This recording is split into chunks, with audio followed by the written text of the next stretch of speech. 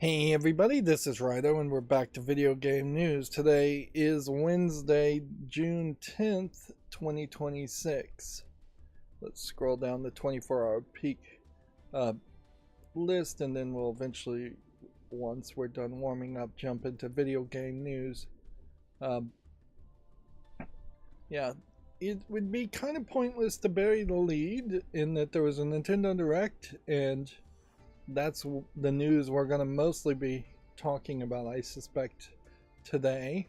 And in that, there was an incredibly non-revealing announcement of Ocarina of Time remake, which is intriguing considering the starting point that we are at right now with the Zelda series. That being said, it probably was the case that Breath of the Wild and Tears of the Kingdom was greenlit by the previous Nintendo president, so you could certainly speculate that this Ocarina of Time remake is resetting Zelda back to what that Zelda was and what Ocarina of Time established, the 3D environments from a third-person perspective instead of a 2D environment from a top-down perspective that you would have seen in the NES game, in the first NES game, and in the mobile games, or handheld games. I guess we should call it handheld. Let's scroll down the most wish-listed games next. So yeah, we might have a resetting here, but then there certainly is that possibility in the minds of people, at least, that this Ocarina of Time is somehow going to be fully remade and completely different and have all or some of the concepts that were somewhat controversial in Breath of the Wild added to it, which will piss off the parents. People with nostalgia for playing the original Ocarina of Time. But if they don't change anything and it is just a prettier version of Ocarina of Time, you're going to probably piss off some kids a little bit, possibly less. I feel like kids are more flexible and willing to try things, and every story I've ever seen, when you give an old retro game to a kid, they just think of it as a weird kind of art style. They're willing to play it. They're desperate for screen time, desperate for games, and so they're not going to piss on an old game unless they hit that edgelord teenage point where they're just pissing on things to piss on things. I'm using the British version of pissing on things here, not literal, as just like complaining about things to complain about things. So yeah, it'll be interesting to see what that is. At some level, it's very much a minefield, in that even the changing of like the water temple or the fishing mechanic in Ocarina of Time is going to be received with some backlash. Of course, we do have projects to emulate the original Ocarina of Time, and we do have projects that have straight up decompiled Ocarina of Time, and the decompilation projects definitely are setting up a world where the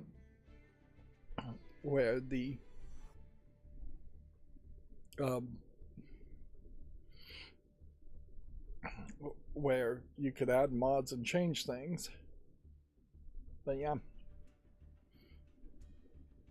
I think the safest bet, and I think the bet that I would bet is going to happen, is that they're going to be extremely close to the original and just improve the graphics, and not change really any of the layouts of dungeons or locations of things or any of the quests. It's just going to be, it looks better and it plays a little bit smoother at a higher frame rate, but all the buttons, all the controls, all the puzzles, the dungeons are going to be, I think, exactly the same. My bet as to why that is the case is Nintendo is a Japanese company. Japanese people love to bow down, figuratively if not literally, to their elders and accommodate the elders. Japanese people are, despite anime being the counterculture and being fairly liberal in many cases, Japanese people in general are extremely conservative in the sense that they want things to stay the same. So I would suspect that the new Japanese president has nostalgia himself for Ocarina of Time, possibly, and wants it to just look prettier and play. I could also see where the original Ocarina of Time may already be on the eShop, the subscription service,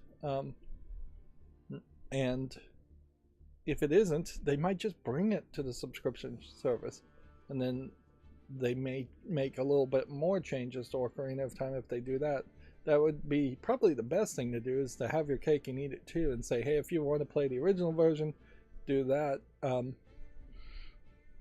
But even in that case, we have to admit that Ocarina of Time, I believe, has the Master Sword edition, which changed a few things. So already there have been some changed, and I don't believe Ocarina of Time was the game that was flipped for the Wii port, but it might have been. I think it was Skyward Sword that was flipped for the Wii port, but traditionally Link has been left-handed and held the sword in the left hand. For the Wii port, you were waggling the Wiimote, and most people are right-handed, and almost all games were designed for you to play with the Wiimote in the right hand. So they had to flip the camera angle, and I think they did it pretty lazily, so that the sword would now be in the right hand of Link. So yeah, it'll be interesting to see where that goes. On the most wishlisted 7-day gain here, we can see basically everything over the past week that got announced has seen massive amounts of wishlist follows. I saw a game publisher kind of talk about how the translation of the number of wishlists to actual sales is maybe 30%. So not as big of a number as you might think. And yeah, I did put out a post on the Discord, just a long post of a lot of these names, and I just called it What's in a Name Summer Games Fest Edition 2026, and talked about how there is a lot of nebulousness. Well, I didn't talk about it, I just kind of hinted that there's a lot of nebulousness around game names, like in a lot of different ways, like Resident Evil Veronica in its logo really trying to make it feel like REV as an RE5,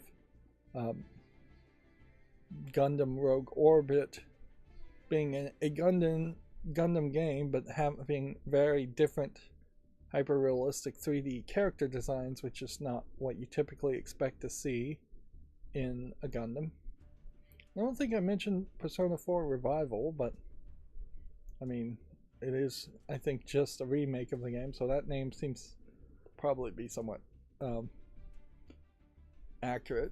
Anything Star Wars is obviously just using that franchise name, and you could have a whole separate hour-long conversation on all the things that start Star Wars and that are playing completely different as far as games that start Star Wars and have completely different characters. And it's not just video games. Like, Star Wars effectively means almost nothing other than it's claiming to be part of a big cinematic connection. Saw Genesis is a great one in that it is set decades before the Jigsaw Killer, it seems. So how in the world can you really say that it is part of the Saw universe? Also, it's a 3 versus 1 game, which makes it very different from the 2 previous Saw games that were made a very long time ago. Although, I don't think they really expect anybody to think Saw Genesis is connected to those games. Halo Combat Evolved is probably a fairly accurate remake of, or is probably going to be a fairly accurate remake of the Halo, so I don't really have a problem with that name, except for it probably is going to be kind of hard in future decades to realize that Campaign Evolved is the remaster of Combat Evolved, which I just said the wrong word there. I made the exact mistake that I imagine is going to happen a lot, is that Halo Combat Evolved was the first version of the first Halo, and Campaign Evolved just really doesn't say remaster or remake. Vampire the Masquerade is another series that has that selling on hype and nostalgia for previous games or for just a series name. And that's what I was really getting to, is that there's just a ton of games that were announced that are definitely trying to get people hyped based on nostalgia or previous games in the series. And so at the very end of that post, I said this post is dedicated to all the games that have the confidence to sell on their own merit instead of building hype on nostalgia. Like Gears of War E-Day, obviously, is a continuation of the Gears of War series soft reboot, so don't have a huge complaint about that. The Final Fantasy series of remakes for Final Fantasy VII, which is not Final Fantasy Resonance, have always been very weird and just like completely different from what the original games were. But then the Final Fantasy series in general has been living on the hype of the phrase Final Fantasy for a very long time, with lots of the Final Fantasy games not really being connected in much of a way. They all have kind of similar gameplay mechanics, but even that changes pretty greatly. Spyro, I think I'm cool with that just being an evolution of the previous Spyro games. I don't think there's a big change that I've seen so far, but like Control Resonance, you're playing as a different protagonist, you're in a different location with a different gameplay style. And so Control Resonant is really one of these games that starts to hit too many flags of too much is being changed here, to the point where it should be called something different. And they really are just tagging on Control because they want it to sell, and I guess technically it is in that Control cinematic universe, but every game from this developer in particular is in that same connected universe. Yeah, there's lots of questions about what the Fable reboot will really be, whether it will be anything like Fable. Assassin's Creed Black Flag Resynced, for instance, is another point as far as you would think that this game is going to be a pure just remaster of the original Black Flag game and that you would get all the content, but you've already been confirmed that that's not the case. All of the future content where you are in a game development office has been stripped. So you're actually going to get less content in the game. Although in fairness, I don't think too many people really like the future content. But it probably should be optionally there in a remake just to stay consistent. Yeah. We didn't see enough of Thief the Dark Project Remastered. to see what's changed there. And inherently, I don't think I can just say it's bad that they're reusing names this way, but it is weird, certainly. You get a little less of this in movies, and you get almost none of this in books or paintings or other art forms where people are using the same name and trying to get more. You get a little less of that in movies. You don't get a ton less of that. Like the Saw movie series, inherently the first Saw movie is really the only real Saw movie, and then maybe you can argue that some of the sequels were actually written to be sequels to Saw, but like they very quickly set themselves up, even in Saw 2, to take a movie that had nothing to do with Saw and just slap the Saw name on it, very cheaply. But yeah, we don't have a Casablanca remaster. We don't have a Casablanca 2. When things are good, they tend not to get messed with anywhere as much as horror movies like Saw series do. And yeah, Crazy Taxi seems like it's missing content, in that it seems like there's only one protagonist that you're going to be playing as, and I was actually expecting this Crazy Taxi World Tour series to actually add content, have a lot more open areas to drive and have more variety, have jumps, have secrets, and so far I really haven't seen any evidence that that's the case. And it seems like it's adding races, which I don't feel like having race contests in Crazy Taxi really goes in the right direction, because then it just kind of feels like Sega's trying to make a racing game and throwing Crazy Taxi skin over it. Speaking of the other kinds of races, it's not really the argument I think I should be making. I don't think I'm quite informed, but it does certainly feel like there is a shadow hanging over all of the announcements that have happened in the past week, in that there seems to be no protagonists at all in any of the announcements of any of the games I saw that have dark skin of African descent. We probably need a hashtag Summer Games Fest Be So White type protest that did something for the Oscars. They at least desperately tried to avoid that protest happening the next year, and I think it was the Oscars, it might have been the Emmys or something, but they desperately added to their membership, even if it was just performative, of having a lot more African people in the crowd and a lot more African people getting at least nominated for their roles and presentations. I'm not sure any of them have really won awards, but yeah, I think we need something like that. And these are virtual people, not real people being hired, and inherently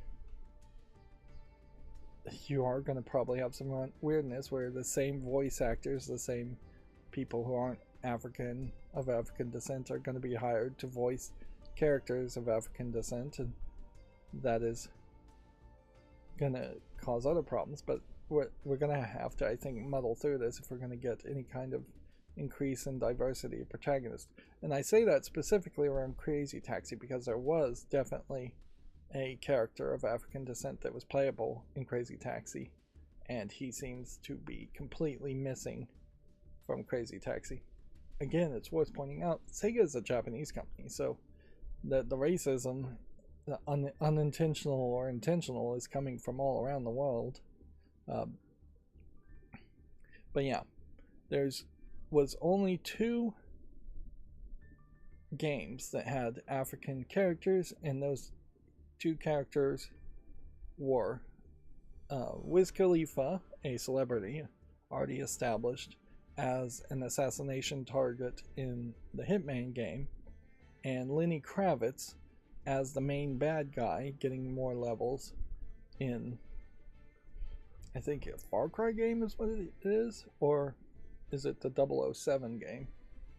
But yeah, two established celebrities are secondary characters, effectively, not protagonists, not heroes. Sunya is dropping the Hellblade name, which I think that name change is probably the one I agree with the most, because from the looks of it, it looks like Sunya is also just going to be a lot more action oriented than the first game, and I think the hell in the title probably wasn't helpful for sales, and the focus clearly was on Sunya anyway, so it almost feels like they're trying to do a soft reboot. Clutch is a weird new game series, I suspect, but yeah, it is it does feel like it has an intensive story mode for racing, and I have to eat my own words here. Clutch is the one game that I have seen that has a what looks like brother and sister team of African descent driving cars.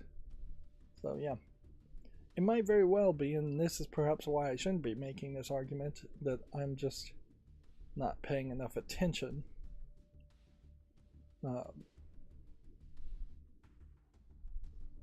Because yeah, I imagine you could point to a few examples. Really, somebody needs to run the numbers and see how far off I imagine it is from 20%, because that is about the number of people of African descent in the United States, and if the game is set in the United States, then that makes sense.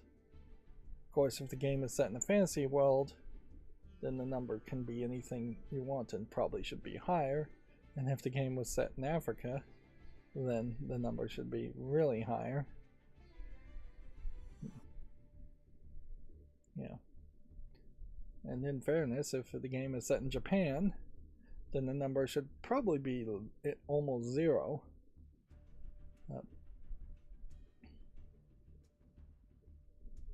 Let's see.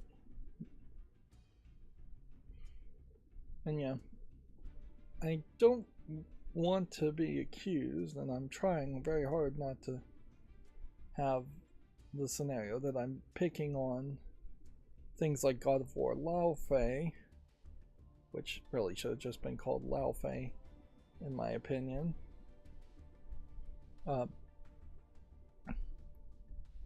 As that is just like a completely different location, completely different play style, I think, or at least fairly modified play style, completely different protagonist. That is the biggest example of way too much is changing in my mind. But then also Hellblade, Blood Rain, completely different protagonist, feels like it's a different location, feels like it's going to be somewhat of a different play style, maybe not that much different. So that too is getting changed. They're just reusing the name, it feels like. Alright. So, in the 7-day change, I would say it's not until you get to like Deadlock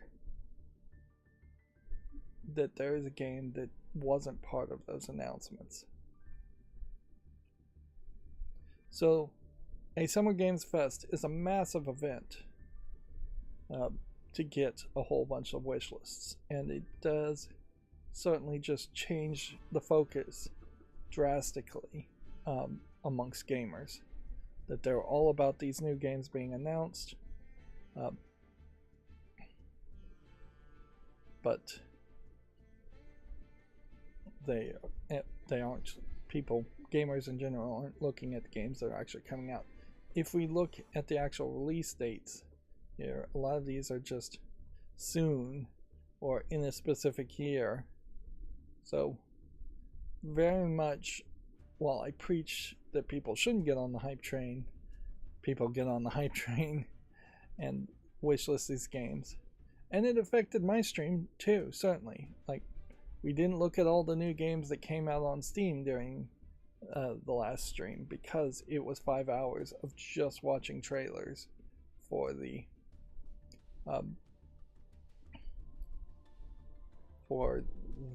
events.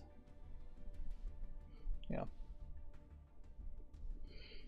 I got my new router used. I shouldn't have bought a used one. It looks fine. In fact, it looks like it probably wasn't ever even taken out of the box. And that the outside of the box may have just been torn in a factory.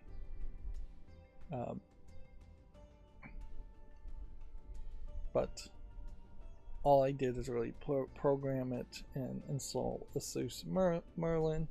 This newer router has a 10 gigabit SFP connection port, which I may very well never use, a 2.5, I believe, gigabit Cat 6, Cat 7, Cat 8. I really probably need to start to think about throwing away the Cat 5 network cord I have and just buying a new roll of Cat 8 network cable and rewiring my house, which in theory, if one can yank and not get it snagged on anything, I should be able to just just connect the Cat 8 network cord to the Cat 5 network cord and just pull it from point A to point B and then put caps on it. In theory, of course, that goes wrong, and then your network cables may be lost, and then you're paying somebody to crawl through the roof. But yeah, I'm not sure I really even need that level of speed. It's probably a lot more, just I needed a newer router because the other one physically broke. And like, it has Wi-Fi 7, but Wi-Fi 7 really isn't in a final state at the moment, and probably won't be for years, and I won't have any devices that actually use Wi-Fi 7 in that 6 gigahertz broadband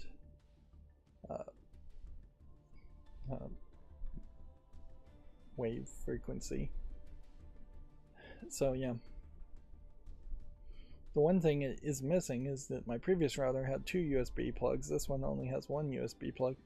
I was only really using 1 USB plug, but it's clear that the newer chips are using those kinds of bandwidth for other things, faster Ethernet connections instead.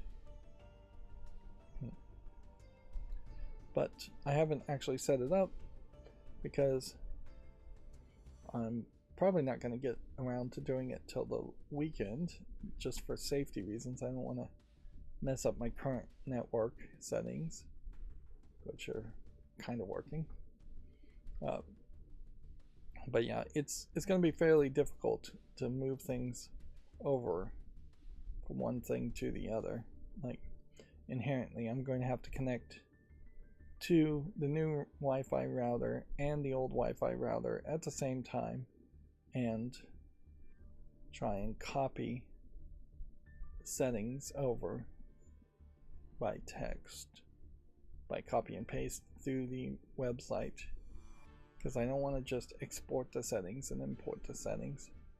There's enough things different with the new Wi-Fi router that I think that would probably cause trouble, if not full on break it. So yeah, and then in a lot of ways I may very well for some things want to start from scratch.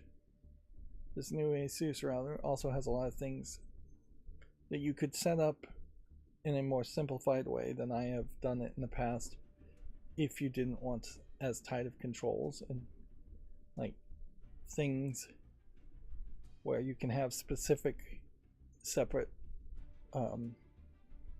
Wi-Fi addresses for Internet of Things devices, or for a kid's Wi-Fi that would then go through their kids' censorship setup.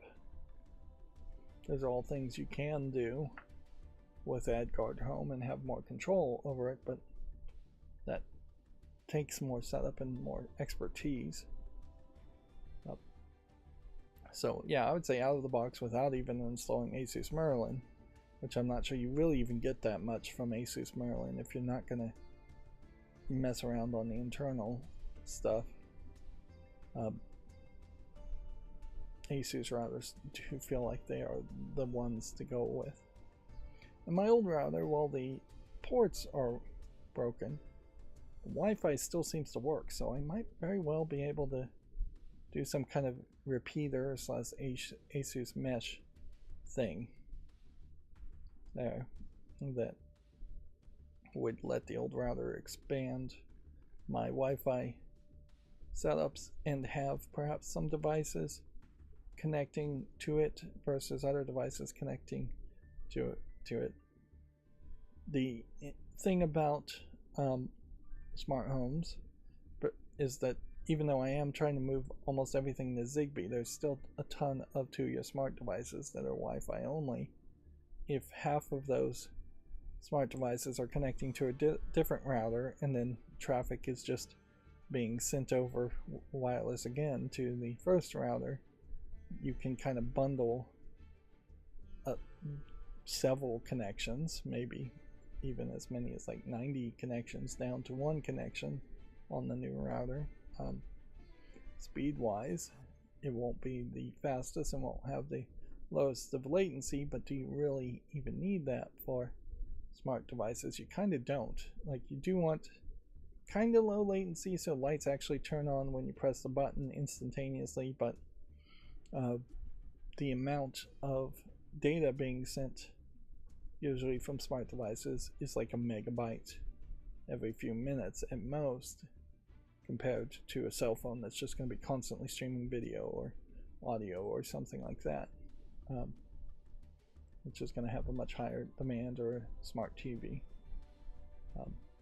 Speaking of smart TV apps, the Tableau legacy app is going to be losing support completely. They pretty much made that obvious that that was what was going to happen when they added support for older Tableaus into their new app. And yeah, it really isn't that much different from the new app and the old app at the moment. But when you see a company get bought out, as Tableau did, and then all of a sudden they have a new app and they have a new way in which they're trying to monetize, and they have things changing, it is definitely room for concern that all of a sudden this device that I have may prove to be kind of useless. I should probably look and see if there is something you can do to hack a Tableau to make it do something else. It is a kind of slow device that has like only a 100 megabit network port on it, but it does have a hard drive on it, so, or you can plug a hard drive in it, so it feels like you could at least turn it into like a network attached storage device. Of course, that's not really using the TV aspect there, and almost certainly there would be more use of a hack to have it be an over-the-air TV tuner, although it may lose the ability to actually get any over-the-air signals as soon as in the United States they move to ATSC3 with DRM encryption, which is what the over-the-air broadcasters are trying to push for, at which point the device really then starts to be useless.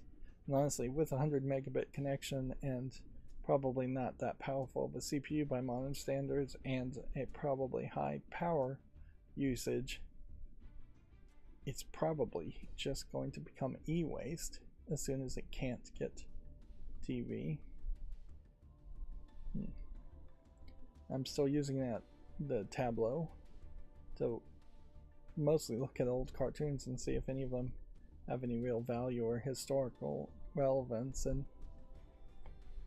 yeah, I tried to watch a Ninja Turtles episode, and that was as boring as get out. I don't think I ever watched Ninja Turtles, and honestly, I think my nostalgia is probably about the same as most people's nostalgia for Ninja Turtles, is that you would see the cool singing intro of Ninja Turtles and then you would change the channel after that, or just get bored and wander away. I watched a Jetsons episode, which I don't know if Jetsons ever really appealed to kids, but yeah, the episode certainly appealed to the adult part of me, in that you have George Jetson struggling to make money while being overworked and underpaid by his boss, and being threatened with firing if he gets caught moonlighting, working a second job. And that's exactly what George Jetson is doing, is he's just working a second job and killing himself to make money. Yeah, I don't know how an episode like that would really make any sense or appeal to kids, but who knows? Maybe I watched more Jetsons when I was a kid than I think.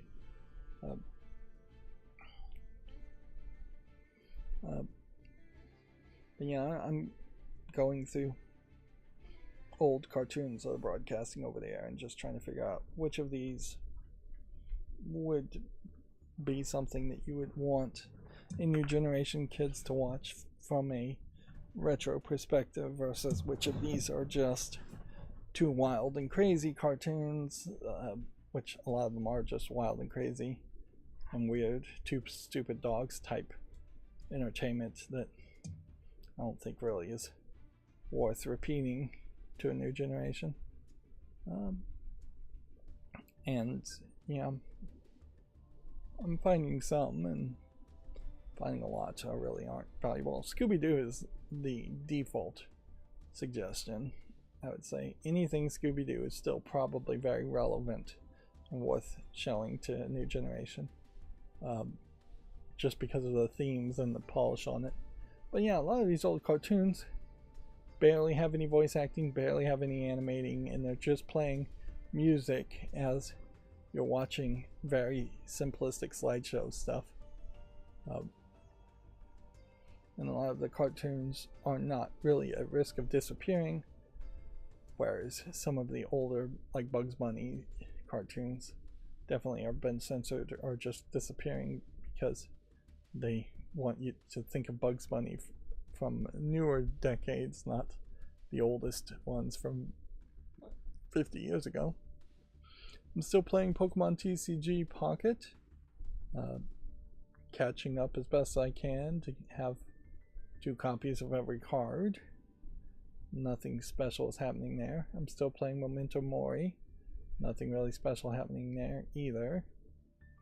For a brief second, there was a possibility that I was even going to play a third side game that would have been an idle clicker.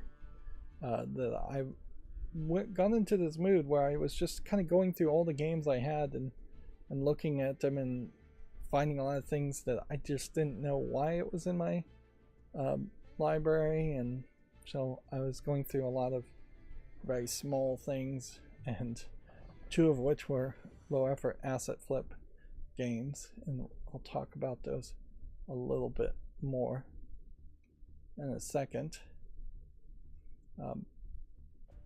But yeah,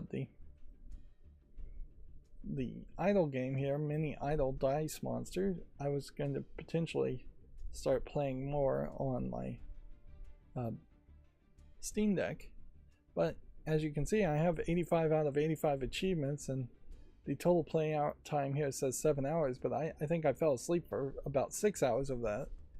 So this game, which is not anywhere as good as like Sakura Clickers or Time Clickers, games I played well over 10 years ago. Time Clickers you could still be playing today as an idle game, just checking in once a day or once a week, once a month even. But I did everything in Mini Idle Dice Monster very, very quickly. All the prestiges, all of the achievements, maxing out to a limited number of upgrades. And it is worth pointing out that the game is just not really thought well. It looks kind of like a Balatro game, but it doesn't have anything like Joker cards, so it is absolutely not something that will last. And this 55 bonus, you can get as many as 10 dice, and if the numbers, the pips on the dice add up to 55 or higher, you will get an extra bonus. The odds of that happening are astronomically low. In the total time of playing, it never happened once. It only got to above 45 roughly 170 times out of auto rolling the dice every 2 seconds for probably about 6 hours. And even if it had hit that, with it being upgraded to level 250, or I think the max level is actually 500, all that would have done is give you a ton of money that you wouldn't be able to spend on anything in most cases. So yeah, just a really poorly designed idle game. If it was more playable, I might suggest it for Yahtzee fans, because it is basically just Yahtzee giving you a Balatro style scoring. But that is still not something I can suggest, because you just get into it and be done with it. You have this character talking to you, saying a very small selection of text where it's just popping up as text you can read every now and then, and you start to see repeats very quickly. I think this game was free, so there's not too much to complain about. That being said, Plant Gallery also was free, and it is a low effort asset flip garbage game, and The Gallery was also free, and it's a low effort asset flip. So I've played 2 low effort asset flips recently, and Plant Gallery in particular was really bad, but The Gallery was only slightly better, which came to a sharp contrast when I played Puzzle Box Palace, which is actually a student project and actually was rather good. My biggest criticism around Puzzle Box Palace is the fact that it's a student project, and even if it's free, it just gave me the feeling that the students were just not being guided and given enough education if this is a project that they are willing to actually put out and show, because there's some real inconsistencies in what is in this game, and I think pretty bad advice that was told to them as far as what they added to the game. That being said, Puzzle Box Palace is a game actually worth playing, so for free as a student project. Maybe it still should be in its own separate section on Steam. I think that would be very fair if student projects were segregated and quarantined so that people really could know it's a student project and that it should be held to a lower standard than a final commercial product. But it's still miles better than these low effort asset flips. I tried to play Word Blitz, which is a mediocre, like Tetris Boggle type spelling game. Noticeably, in the one quick look I played in it, I asked out loud to myself if bus was a word, B-U-S, which then I laughed at myself for several minutes, realizing how my brain just does not think of shorter words. The biggest words you can spell in Word Blitz are 5-letter words, very far away from the countdown 9-letter words that most people would be targeting and thinking of in most word games. Scrabble, you're going for the longest length words, you're not going for short length words. Word Blitz also is just not really programmed particularly well, so you can get combo after combo after combo without actually doing anything at all. Like you may just start a game and get combos of matched words over and over again, which then gives you the one power up it has, which is a feather, which then you play the feather, and then you might get combo after combo after combo and get another feather immediately. Like, I jumped from like level 1 in the score, and that's the only thing that increases your level is the amount of score you have, to level 4 just by playing the feather over and over again. I finished Room 4 Old Sins. It is weird to have so much of a dark narrative wrapped around a puzzle game. I suppose that is just the Room series in general.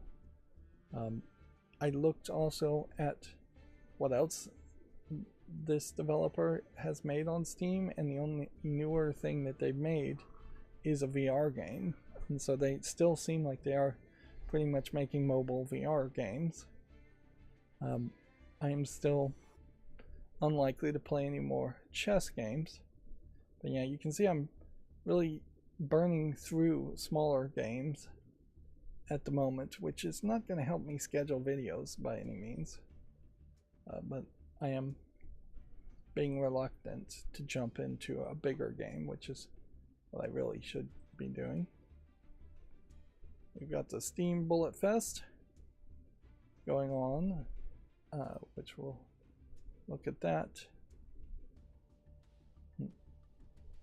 At a certain level, I feel like what I'm doing is kind of going through the list of games I haven't played, and interesting, the discounts and events have this new tag, so they are tweaking things, I think, and I think we're going to start to see more tweaks.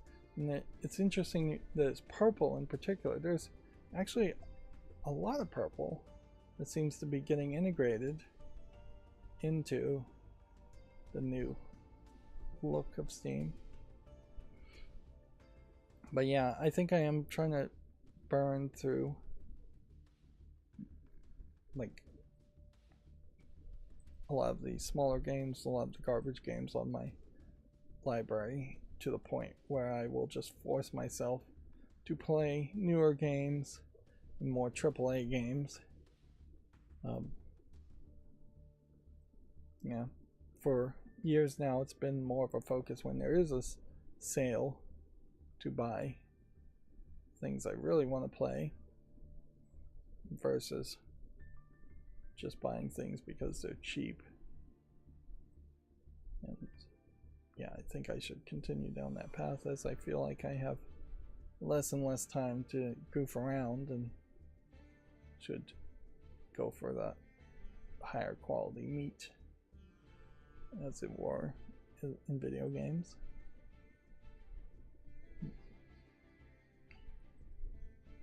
Yeah.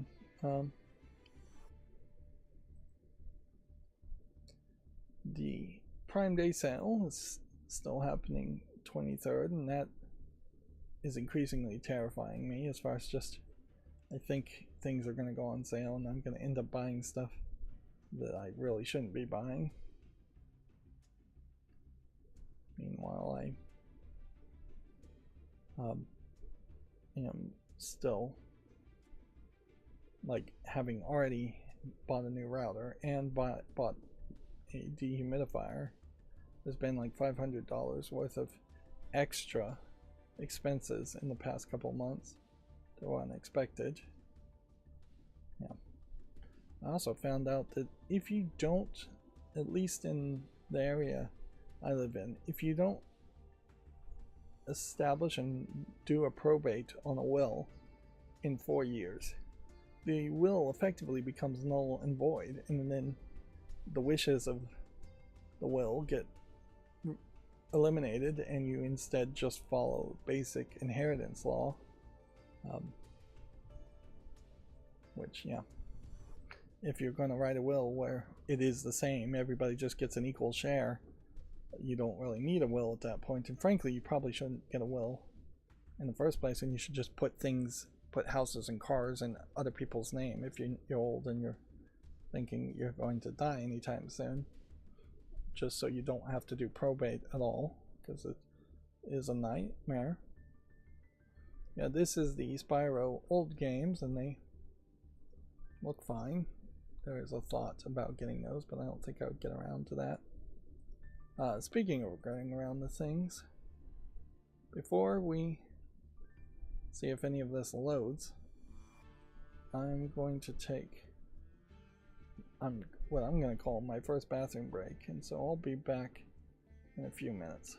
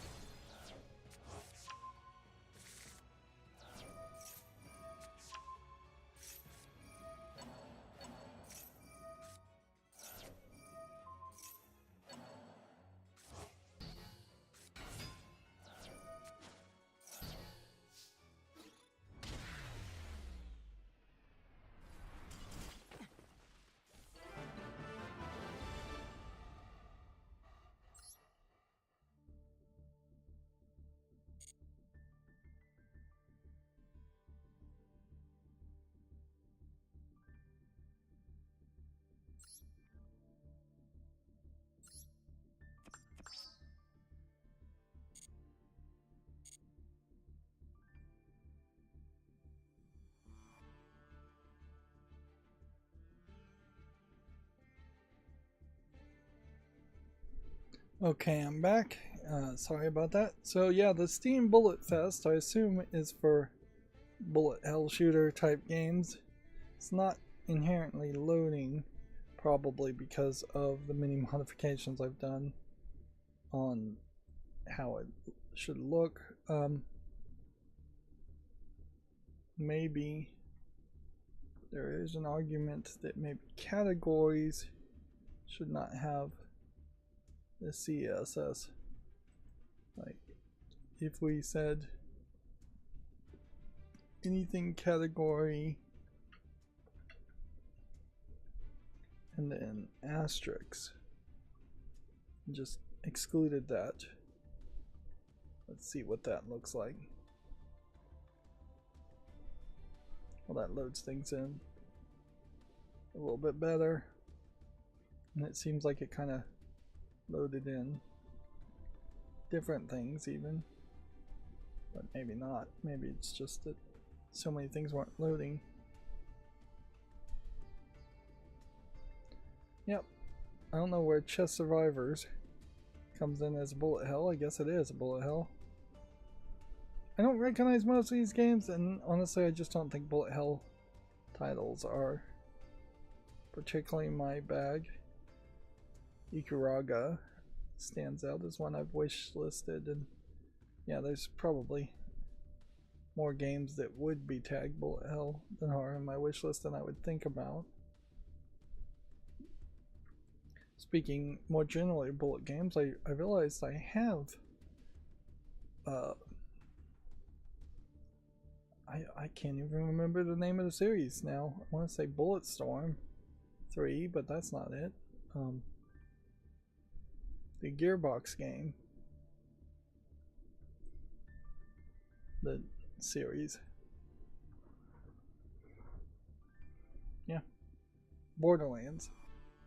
Yeah, I have Borderlands 3, so theoretically I could play that at some point. I don't know if there's really a great reason to play it, but yeah, that is another one of those games where I probably purchased it and shouldn't have, and I should just stick to games I actually want to play and are well received.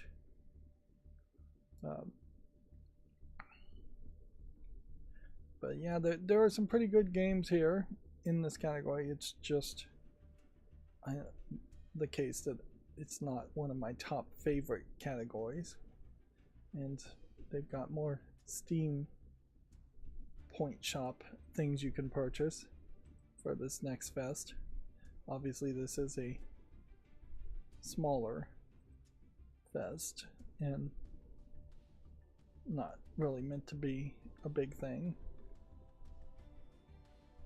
And yeah, playing this on a Steam Deck, if you happen to be lucky enough to have a Steam Deck, is going to work, I think, fairly nicely.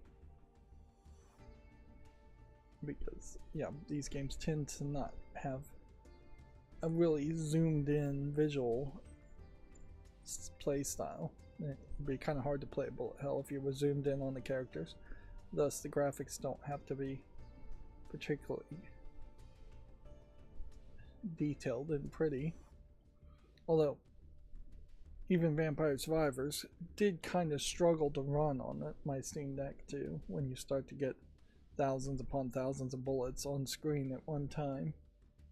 Like, there was a couple times where I was able to nearly lock up my Steam Deck playing Vampire Survivors.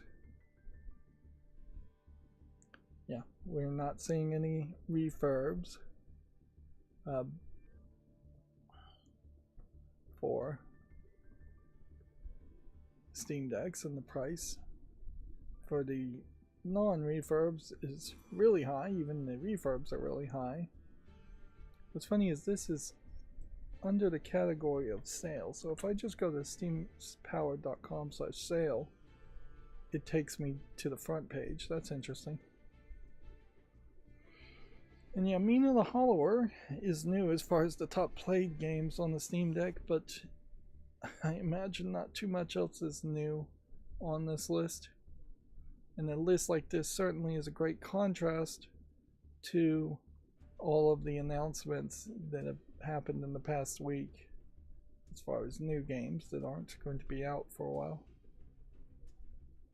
It almost always is the case when you have any of these kinds of directs or announcements that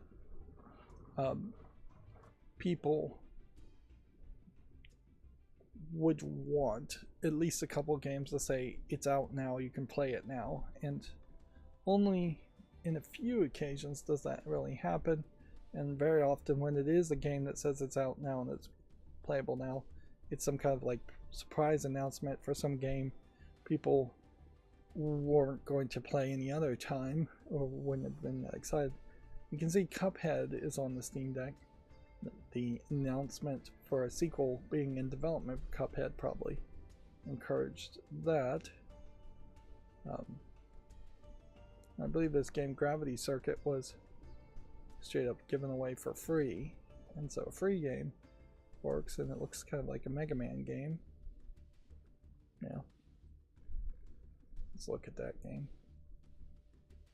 And yeah, new Spiral game convinces people to buy the old Spiral game while it's on sale.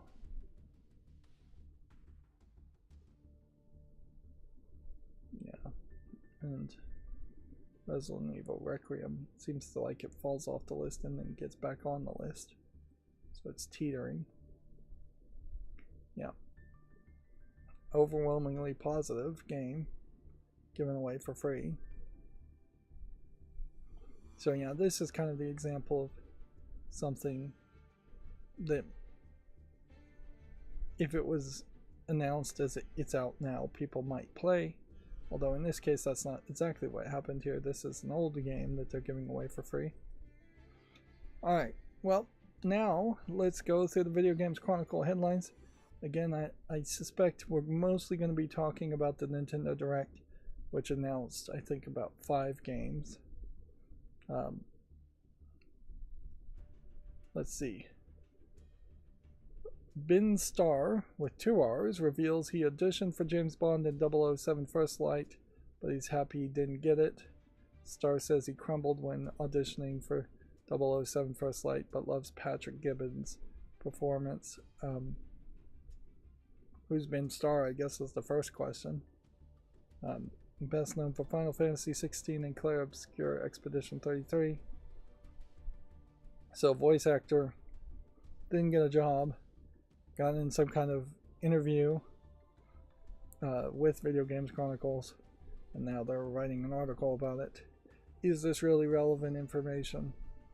Not so much, not unless you could back it up with some kind of general audience sentiment that I have not heard exists, where people felt like the voice actor who is playing 007 in First Light did a bad job, which I don't think there would be a natural groundswell of people saying that. I've never heard of an example of anybody thinking the voice acting was really inappropriate or bad in a video game, except for maybe on a very rare occasion you'll have a character just doing like a bad accent of a different race. And yeah, even that hasn't happened that often. And particularly for 007 First Light, I already have gone on record saying I just don't really feel like this looks like James Bond. Particularly having a scar seems weird when this is supposed to be a prequel game. But yeah, since we have a new James Bond that doesn't look like James Bond to me, I'm not really attributing any voice to that new James Bond. Obviously, there are wrong voices you could pick. If somebody had like a high squeaky voice or a deep Barry Manilow voice, that probably wouldn't work. But there is a very wide range of voices. And almost certainly this is one of those cases where the voice actor themselves probably just has to do their voice and doesn't have to actually put on any kind of accent, or they'll put on a very light British accent, and that's it. Yeah, voice acting has increasingly in the games industry been a bad way to describe what they're doing, because a lot of people just are doing the same voice or the voice they have naturally, and a lot of people are being hired to actually do mocap stunt acting or face acting for face scanning instead of actually being only about the voice. Moving on, Xbox is exploring radically different business models to make its next console affordable. Asha Sharma says Xbox must react to the hardware crisis. One would assume this means that they're thinking rental, or they're thinking cloud gaming is just built into the console, which effectively might be even worse than rental. Microsoft has already partnered with a company to do rental. They don't want to do it directly because there's a whole bunch of legalese you have to follow if that's the case. But yeah, we may very well see Microsoft partnering more with like GameStop to do rentals. GameStop, I don't believe, does rentals at the moment though, so it might very well not be GameStop that they partner with. If it was cloud streaming, where it was just like NVIDIA Shield but going specifically to an Xbox PC, that really would work for far too many people, that people might actually agree to that until it stops working, until people realize they don't have fast enough internet for it to really work well, or they realize there's too much lag or something else.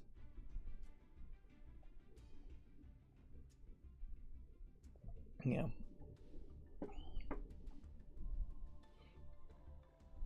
I don't know what else you could really do other than have rental. Inevitably, the thing you're going to be forced to do, whether they actually act on any of these radically different things, is that you're going to almost certainly see Project Helix be a very incremental improvement over the Xbox Series X. And it may be too incremental of an improvement and not worth the upgrade. Yeah. My thought in general would be potentially just getting rid of the external CD-ROM drive or the internal CD-ROM drive, and having an external device that you can purchase separately that would push the price up. We might very well see that the devices don't come with a controller at all, and that there would be like a bare bones set where you bring your own controllers.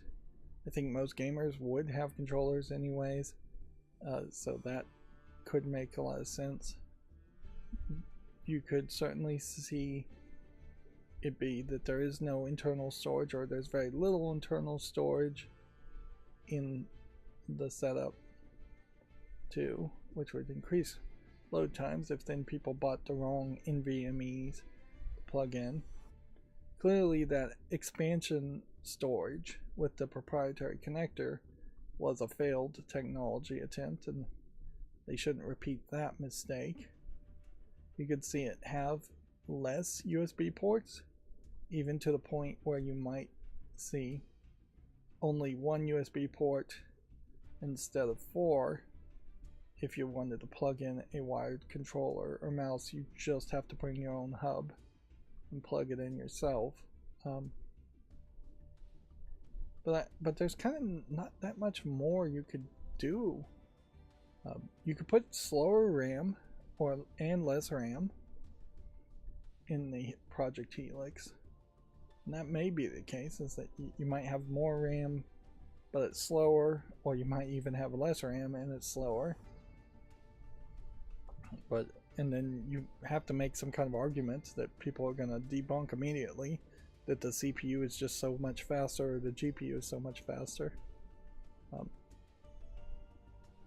Probably is going to be a unified RAM solution where combined video RAM and CPU RAM are going to be slightly larger than the Xbox Series X, but when split between the two, it's going to barely make a difference. This is the first time I've seen this big circle lit up, so now I finally understand why there's so many pictures of this. It looks like a rooftop meeting place at Microsoft, and so I kind of feel like the screenshots before, they were intentionally not lighting up the Xbox and doing the green circle, and so now they're lighting it back up and it looks like a green Xbox circle, whereas before it just looked like a big black sphere. Of course, the screenshot could also be from years ago. Overall, I think things are just going to be worse and things are going to be more expensive. Inflation is up in the United States. So yeah, economically things are getting worse for rich people who are worried about inflation, and almost certainly that is going to affect other things. There is increases in prices of everything. Beef is very high and expensive, I hear, and yeah, potentially going to go even higher. So yeah, it's very possibly the case that the next Helix is either going to be delayed to avoid economic times, or it's going to come out and sell poorly and then be blamed on economic times. Let's see. Here we have a quote. Nintendo knows fans will pay. The new Fire Emblem confirmed to be $80 boxed. Fire Emblem Fortune's Weave has been confirmed as one of the most expensive Switch 2 games in particular. It is, I think, crazy that Nintendo seems to be far too eager to push up the price of video games and consoles. Yeah. It is really the tip of the spear, I suppose, as we're just gonna see Nintendo raising its prices because it can get away with it, and then Sony and Xbox raising their prices even higher. At some point, people are just going to break and say, you know what, I can't afford video games anymore. You may just see people revert to watching streaming or watching YouTube or reading books even. Let's see, Capcom says Dragon's Dogma 2 expansion was based on wide feedback of the main game. Dragon Dogma 2 Dark Arisen is confirmed for all platforms. Nintendo Direct. Here's everything announced during the Nintendo show. Nearly 50 games featuring during the Nintendo's latest presentation. They said it was going to be about a 50-minute showcase, so they were averaging 1 minute per show. Alright, so we have Rhythm, Heaven, Groove. I don't think we need to really watch the trailer there. I do suspect that Rhythm Heaven, let's just jump in the middle here for a second, is just WarioWare games. But I guess I might be wrong. Because yeah, this looks more like a rhythm game mechanic that is then fighting enemies. But yeah, it does feel like they're micro games. that you're doing.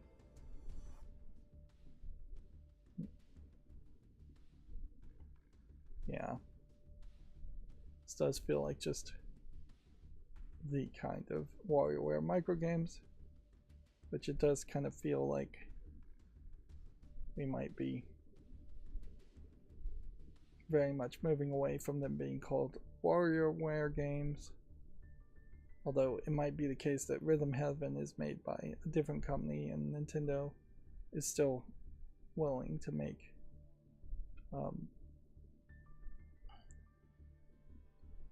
their own. Wario may just be a character that they don't really care to use anymore. Onimusha Way of the Sword is coming to the Switch 2, so a lot of these are just going to be coming to the Switch 2. Dragon's Dogma 2, Dark Arisen. This is Stellar Blade 1 coming to the Switch 2. Let's watch the trailer for that, just because I would be interested if it's just going to show us the trailer originally of Stellar Blade or a different trailer. I bet it's a different trailer. Yeah. See, in this trailer for Stellar Blade 1, you have a lot more monsters than Stellar Blade Blood Rain being shown, and a lot more focus of hacking and slashing the monsters. Noticeably, they, for the Switch trailer here, are not showing too much of Eve. She is in the background and she is in her tight cat suit, compared to the outfit you see in the trailer for Blood Rain. The cat suit is a little bit more revealing. And I've heard described the new character being described as more of a tomboy appeal. I don't know who those characters are. I've never seen them in any other trailer, and I haven't actually played Stellar Blade, so it's worth pointing out that Stellar Blade really never mentioned the outfits, so it was very much just cheesecake outfits, and they are in this trailer putting Eve, the protagonist, in some of the other selectable outfits. Which, yeah, if I thought there was an excess of cheesecake outfits in video games, Stellar Blade would potentially have been a game that you would have had that conversation to say, hey, storyline and thematically wise, it would have probably made more sense for her to be in something closer to battle armor and less tight latex cat suits. Yeah, that was a different trailer. Orbitals is coming in September. Rayman Legends Retold has a new trailer. Big Walk is coming to Switch 2. Video is not available. One Piece Grand Gourmet. Like, weirdly, I think One Piece might be getting even more popular these days, which I already thought was One Piece was probably one of the most popular things ever, but particularly in the West, it seems like it's becoming popular with a new generation. Pokemon Pokepia gets a free update today. That'll probably get people playing. It looks like it might be a dive move to explore the ocean floor and create their own underwater towns. Fire Emblem Fortune's Weave gets a release date. Ninjala 2, The Uncharted Planet, is coming next year. Let's watch that trailer. I vaguely remember Ninjala. I don't think it really succeeded particularly well or was talked about or played that much. Yeah. So we've got a ninja boy with blue hair chewing bubblegum and doing a Naruto run.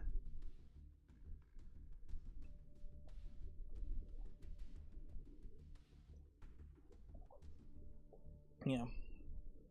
And it looks like you're gonna run around fighting a bunch of bad guys, and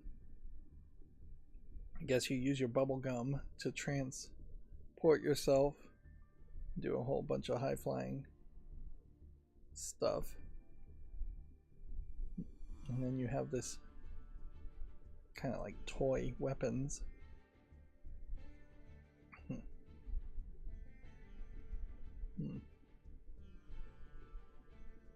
Skateboards apparently now, and then new team. Yeah, I don't remember anything about Ninjala, but it does kind of feel like it is a secondary tier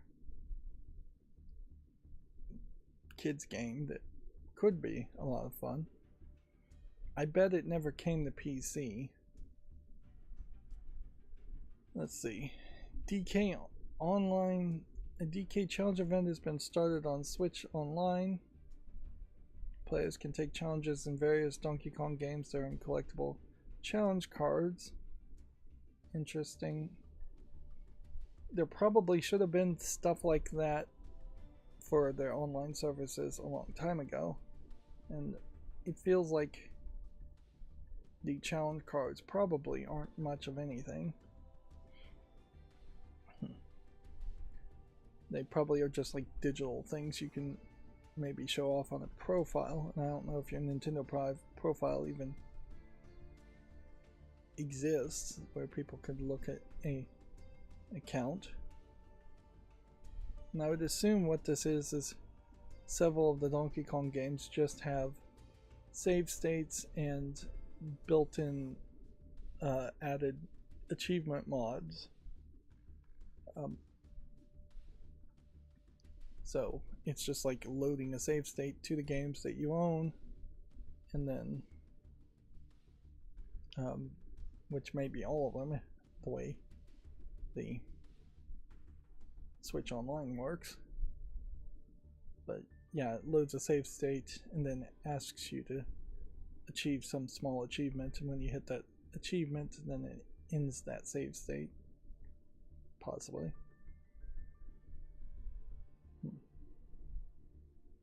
Donkey Kong Bonanza is getting paid DLC with time-limited Mario content, which this might be one of the first instances of Nintendo having time-limited content for the Switch 2 generation. It might be the first time ever, really. It definitely feels like this new Nintendo under new leadership is really eagerly engaging in all the worst aspects of the video game industry. Yeah. It may take forever, but at some point, if they continue down this path, there is just going to be a point where Nintendo becomes the new EA or Activision, and just that they are a company that used to make games people liked and now are ripping people off to play old games or play new games that they like. Yeah. The destructible environment concept of Donkey Kong Bonanza is pretty forgotten at this point. No other game really engaged with it or thought that that was even that cool of an idea. I think that is probably the right response to anything destructible environments wise, but yeah, for a game that was so focused on pushing that gimmick, it didn't take the gimmick to a whole new direction, or that it's going to be emulated and copied. Didn't excite people. And in general, Donkey Kong Bonanza didn't excite people as much as I think Nintendo wanted it to, particularly considering how few games were exclusive to the Switch 2 when it came out. Moving on, Jujutsu Kaisen Rumble Survivation. So it's like survival and vivation combined. Has been announced. I assume that's a fighting game. Um, 8-player survival royale game. So, I hate to watch the trailers for every single one of these, but I guess I needed to because this is a Vampire Survivors clone. And that is not for a second what I thought it was going to be. So yeah, I haven't watched any of Jujutsu Kaisen, and it does kind of feel like it might be now just thought of as a generic fighting genre. That if you're going to have characters that fight, you can put them in anything.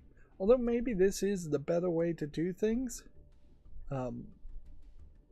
is to say, hey, here's a fighting anime. If we made a fighting video game based on the fighting anime, it would only sell so much because fighting games are kind of a niche.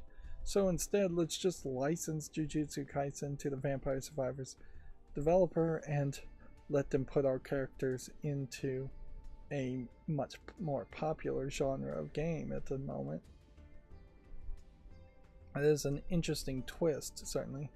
If I were to think back to like Neon Genesis Evangelion, yeah, trying to make a mecha fighter game based on that even now would not sell very well. But throwing those characters into a Survivors game might work fairly well, although probably still not the right thing to do with Neon Genesis. I don't know what the right thing would be to do. Really, they should be in like a visual novel, if anything, because Neon Genesis really is more about the story than it is about the action.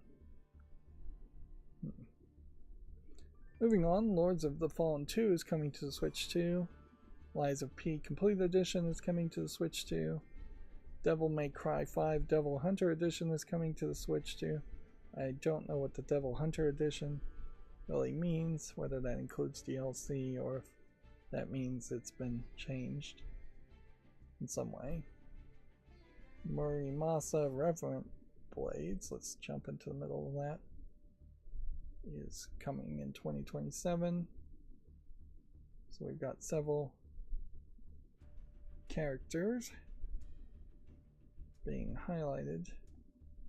But what I really want to know is what kind of game it is. Looks like it is a hack and slash side scroller game from the looks of it, maybe with a decent amount of boss fights. It is interesting how the gameplay is really being hidden there. They really didn't want to show any of that. And it combines Murimasa Rebirth and its add-on Genroku Legends. So it's really a bundled release, I would say. And here we have a older school way of depicting an Oni demon character in the anime styles. The main Xenoblade Chronicles trilogy is getting Switch 2 editions, which I guess is Xenoblade Chronicles 1, 2, and 3. A brand new Xenoblade game, Xenoblade Genesis, is coming in 2027. So it really feels like what has happened here is that there's just been a long delay to actually get games to be even close to being finished for the Switch 2 versions. And probably some of these second-party developers and third-party developers were dragging their feet to see if the Switch 2 even gained adoption at all, and that now they're realizing that the Xbox and PlayStation are going to be so expensive that they probably are going to get a lot more sales on the Switch 2. But yeah, it does feel like probably late 2027 Christmas is when you're going to start to see a really good lineup of games coming out and being available for Switch 2, which I suppose, cross your fingers, maybe economic times will be better in 2027 and you'll be getting a Switch 2 at some $50 to $100 discount. That might be the time to start targeting to save up for. It's like a Christmas of 2027, if not 28 or 29. Let's see. Nintendo Switch Sports Resort is coming to the Switch 2. A lot of these are just Switch 1 games coming to the Switch 2 with, I imagine, minimal changes. Hello Kitty Party Land has an announcement trailer. It is always kind of funny whether they label it as Hello Kitty or Sanrio. And how much of that it's going to be focused on Hello Kitty versus the other Sanrio characters.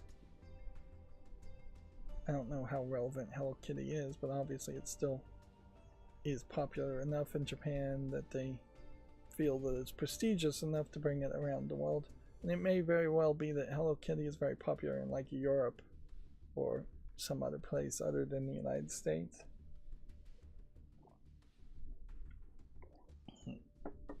Which, yeah,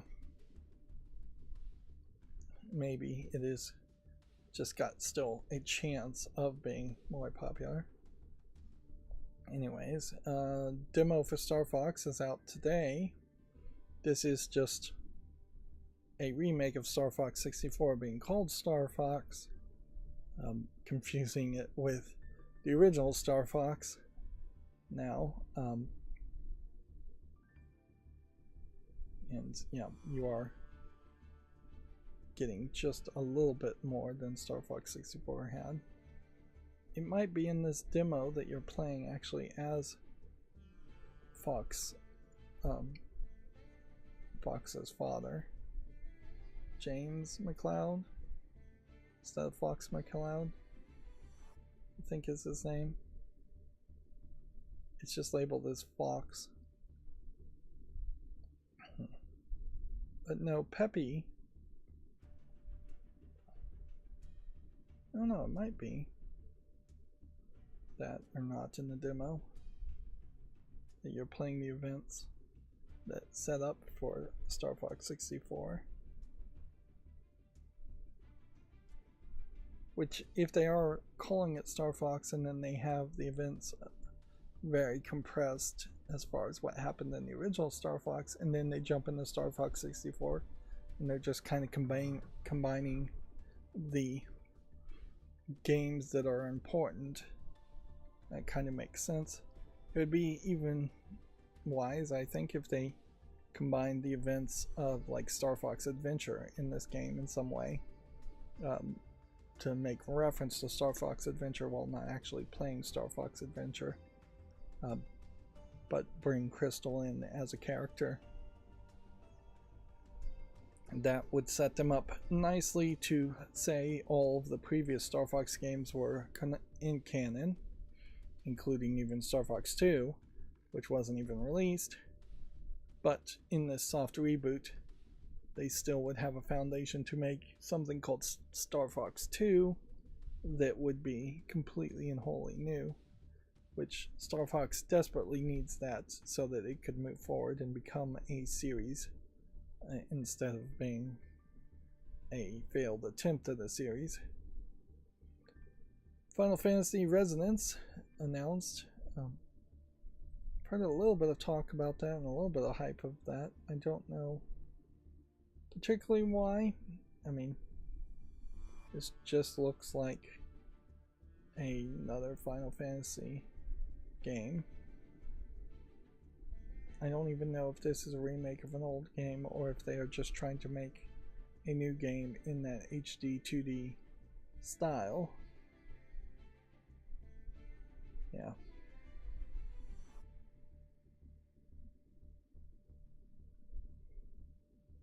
There's just kind of nothing here I think they can show me that even interests me, so I'm going to just scroll past that as I'm going quiet. Sequel to Piku Niku is coming next year. Let's see what that is. Okay, I'm seeing a bunch of weirdness and looks like platforming and adventuring.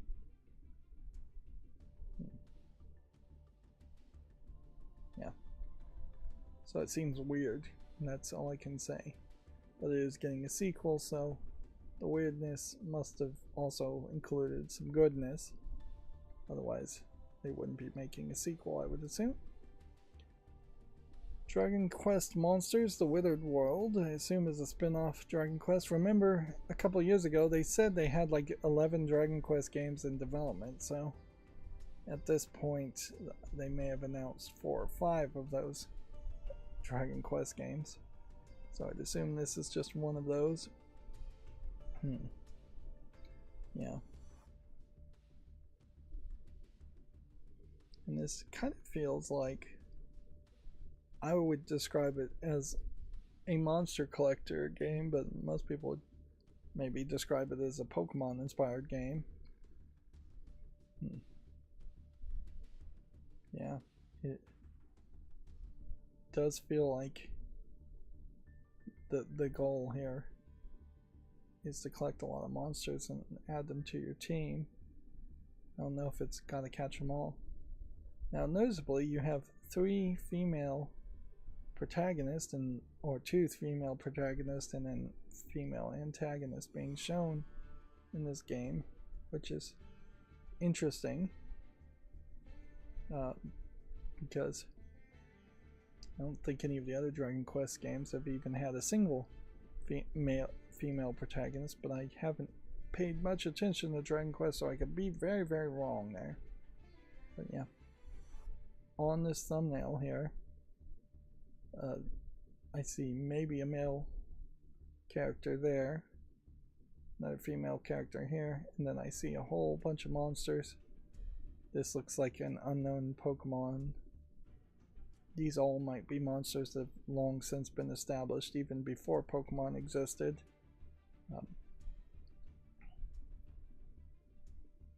Yeah. And this is a Square Enix game, so any Square Enix game that isn't getting cancelled is of interest. The Duskbloods is getting a closed network test. I assume this is some kind of vampire game, although why do we have a magical rat creature being shown?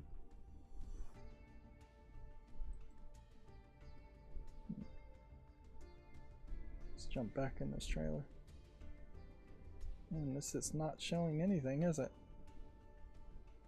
Yeah. Splatoon Raiders is getting its own Nintendo Direct, so they're increasing confidence in Splatoon Raiders. I think Splatoon Raiders in particular is probably going to be something that sells particularly well. Inherently, I think with the economy you might start to see a realization that there's just going to be people playing games less often because they just can't afford the games, and so the player versus player gimmick and concept may start to get de-emphasized. And for Splatoon, even if the numbers don't go down, I think they have their saturation point and their game they want people to play in Splatoon 2 for that experience. So Splatoon Raiders here definitely could have been like a free single player DLC expansion to Splatoon 2, but I think they are wise to separate it off and make a spin-off. And I guess they're putting some music on their music app, possibly, or doing something on a mobile app for Nintendo. The Nintendo Music app weirdly has had more success than I thought it would. It kind of works for Nintendo, but I don't know if it would work for any other company.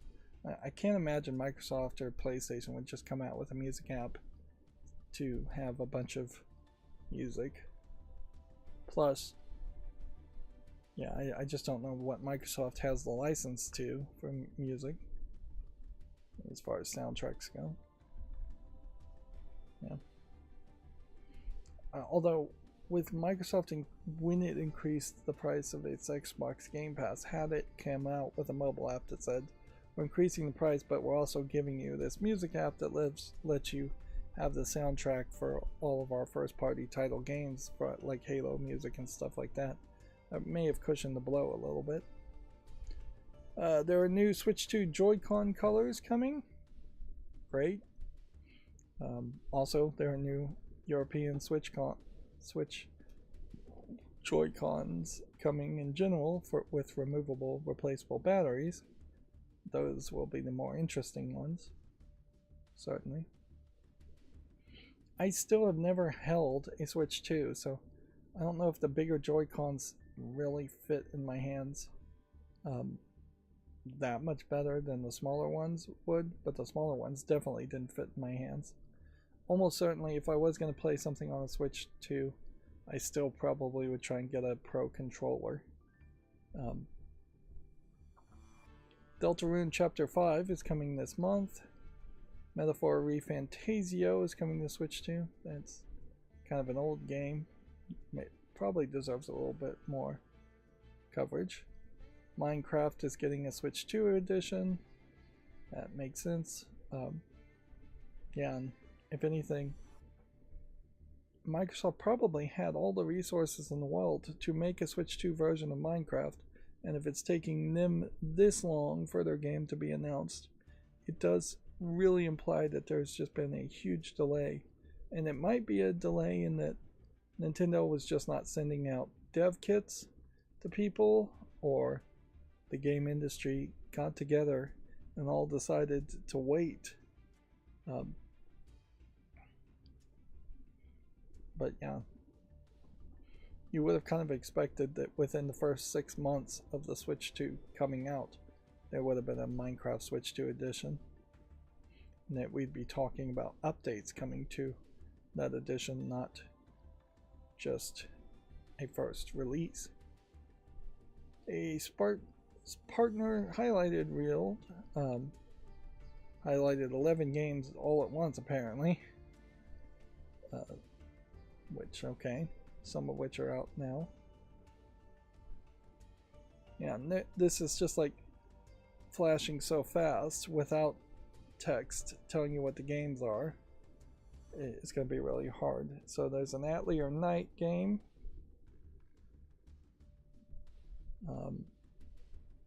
New game, a Warhammer Submarine 2.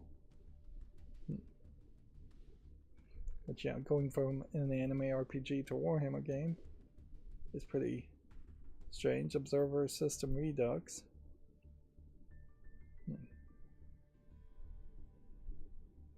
Daisy. Zombie game. Survival game.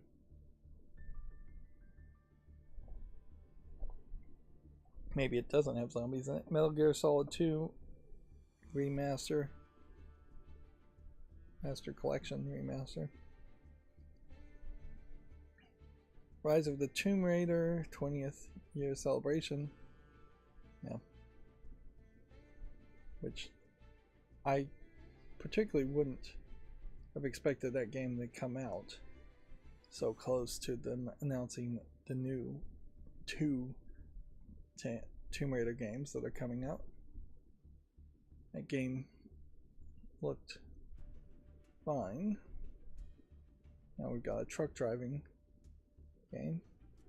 Fitness Boxing 3. That kind of game is going to stand out always. It's just being different. Everbloom looks interesting. Could certainly just be another Stardew Valley style game. Final Fantasy XIV Online coming to Switch 2 seems interesting that you would have an online element here. So, yeah, feels like they probably rushed just a few seconds of footage of these games so they could have 11 more games so they could hit exactly 40. Yeah, this Tales of Eternia Remastered was the one I skipped. The Kingdom Hearts series is coming to the Switch too. A lot of these trailers also, I guess, would be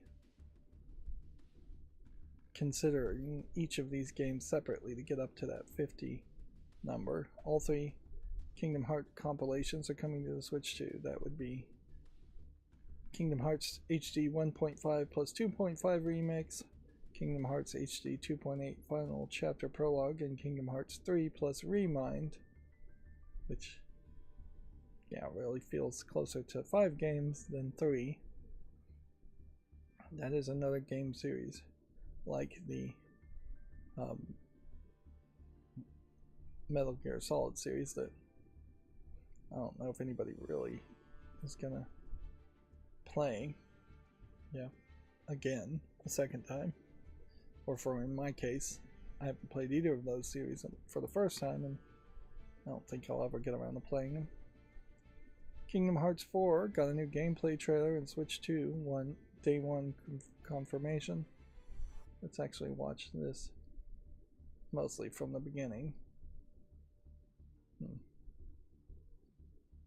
So, immediately, I think I can say that this trailer feels more cartoony than that teaser trailer when this was first announced, which there still is a lot of this is in the real world feel to it, but yeah,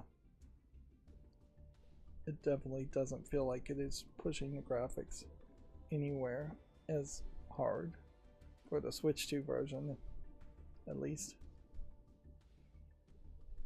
Yeah, and it definitely feels like you're just in the middle of Tokyo fighting these monsters, and I wouldn't be surprised if this is an intro tutorial area, and once you get like done with this big boss fight, you didn't transfer yourself to one of the Disney worlds. Which, yeah, that does bring an interesting question, certainly, as far as what Disney princesses, what Disney worlds does Disney even want to promote? Because, yeah, when Kingdom Hearts started, I imagine Disney was pretty keen to promote and have their cartoon worlds turned into a Final Fantasy-like game. Now, Disney hates, basically, any of its animations, and as such,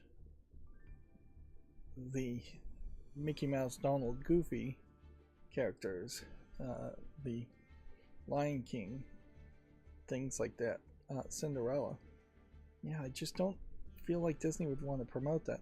But then it would also be very weird if all of a sudden you're playing Kingdom Hearts and you're going to Dagobah and it's all Star Wars, or you're going to the Marvel universe and it's all Marvel characters. But that does feel like that might very well be the case, is Kingdom Hearts 3, the first 3 games have already treaded upon all of the classic Disney cartoons, so we might very well see them going to Dagobah or Marvel characters being interacted with. Otherwise, the only other thought would be that Kingdom Hearts 3 stays in the real world the entire time, and that would be fairly boring for a game that is very much about the journey. I think I'm finally learning my lesson to just hit play and let the little intro play. So I believe this was the very last thing shown, is this kind of teaser of Legend of Zelda Ocarina of Time. You just have someone narrating over the background. Notice that it has burned in subtitles while looking at these murals that all look very pretty.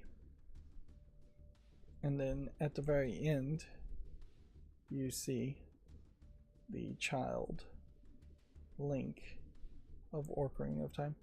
what's funny about these murals is that they're talking about the little fairy Kakaros, or characters, if that's what they're called, here.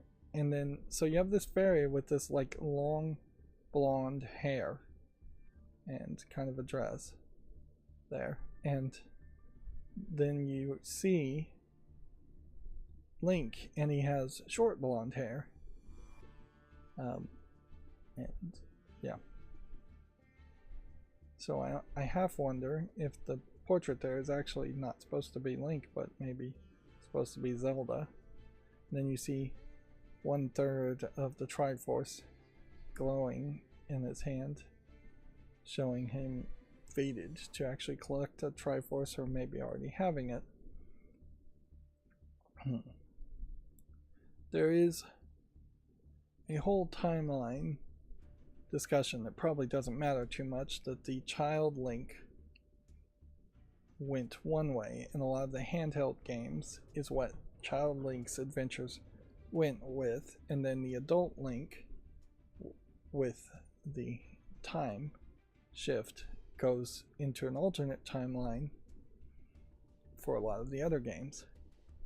That being said, there's basically no way you can say that the Link in Wind Waker, for instance, is the same Link. Maybe you could say it's a reincarnation of the other Link, or that the Link in Breath of the Wild is probably not the same Link in Ocarina of Time. The Link in Skyward Sword is definitely not the same Link. Yeah, the general thought here is that it is just people called Link that happen to be completely different things, reincarnations, or generally the idea of Zelda is just a story being told over and over again, set in different settings. But yeah, that's all you get as far as the teaser of Ocarina of Time, and that is not a lot. It's just pretty hyper-realistic graphics, which in fairness, Ocarina of Time does look pretty bad. I do suspect it would be really wise for them to put out Ocarina of Time in the Switch Online streaming service, so you could play the original games just about the same time that the remake comes out. That way there will be less complaints. If it isn't already available to play, it may already be available to play online through the Switch Online stream subscription service. But then certainly, if they remake it and make it like Breath of the Wild, it won't be Ocarina of Time. If they remake it and make it exactly like Ocarina of Time, the kids that like Breath of the Wild are going to be very confused as to why it plays this way. Now, one argument I haven't thrown out there is maybe this is their way of writing the course. This would be about the only way to write the course, to say, okay, we did Tears of the Kingdom, we did Breath of the Wild, we know kids loved it, but honestly we don't like it, it doesn't feel like Zelda, and we can't make another game in that style and it really work or sell as well as we would like it to.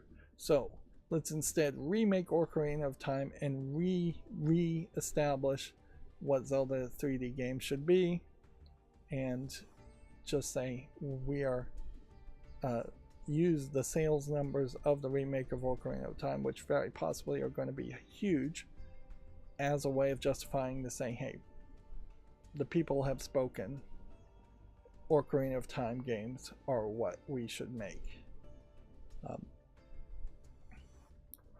Or yeah, those style of gameplay or what we should make. That would be the way. The best-selling game would reset the course. So as far as Video Games Chronicles, do we need to individually look at a lot of these articles for individual names? Because obviously the Nintendo Direct was happening and they were writing up articles, and then they summarized it all in one big articles. I don't think so. So here you can kind of see the old Kingdom Hearts games are more colorful, and you can see these trailers are showing Toy Story and Frozen and Tangled. There was some weirder ones here, more Pixar movies, and the live action Pirates of the Caribbean movies. But yeah, you see Mickey still playing a big role.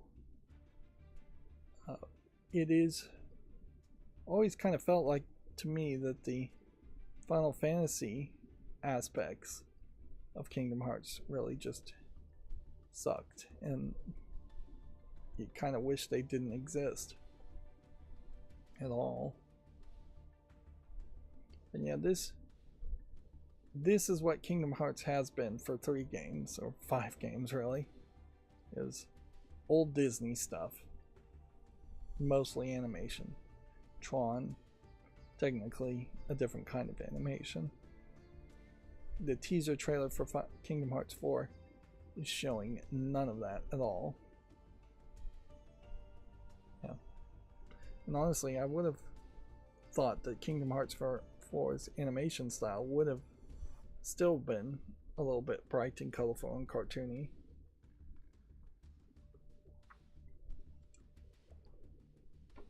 There really aren't any new Disney properties that have come out. Like,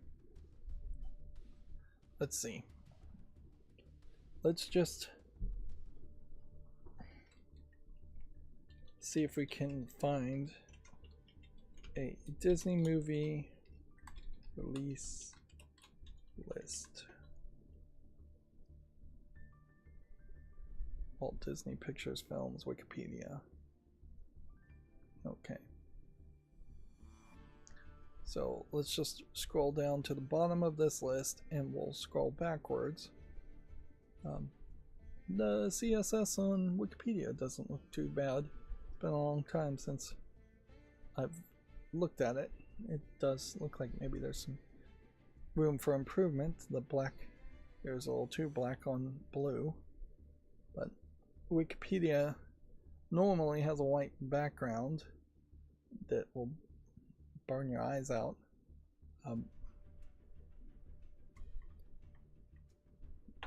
And I'm changing it to look more like Steam's pages with the blue background. Okay. So, Coco 2 and Coco 1 makes sense that that could be a location in Kingdom Hearts 4. I don't think Princess Diaries was ever animated. And I think this Tangled is probably going to be a live action Tangled and probably get cancelled, and then an untitled Prince Charming films. And then there's an untitled film.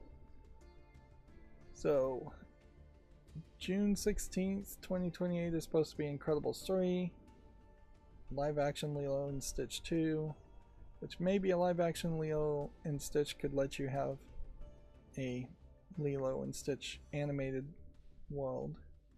Frozen 3 in 2027. The Bluey movie? Bluey and Kingdom Hearts would be interesting. Gato, a cat in Spanish. Let's see, Hexed. A lot of these we don't know anything about these. Yeah, a live action Moana movie in 20. Wow, is that out today? Might mean that we see a Moana and things. They could move a little bit further back. Toy Story 5. Could have them going back to Toy Story. I don't think Hoppers will be big enough that they'll do that. Zootopia. A lot of this stuff is like not really Disney by my book and it's just been acquired. It would be a mistake if it was Tron Ares.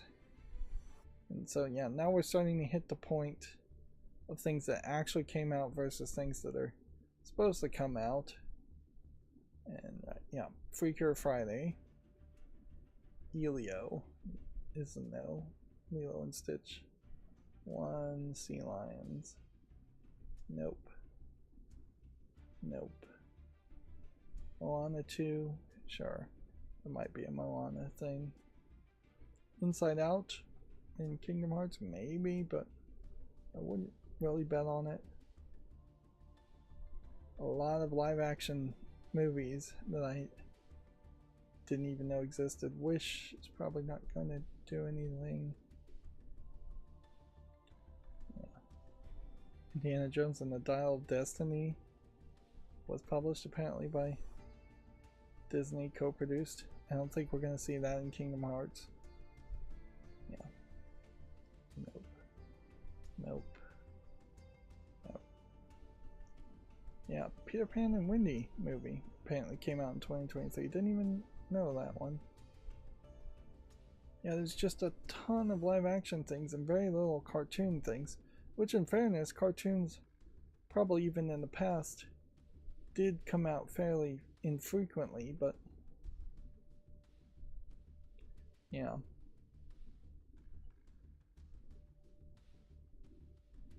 Lightyear in 2022.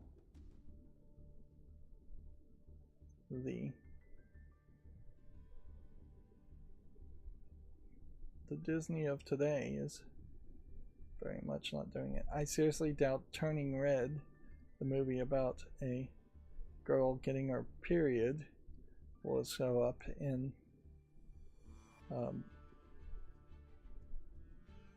Kingdom Hearts. So yeah, you're like going back to Encanto.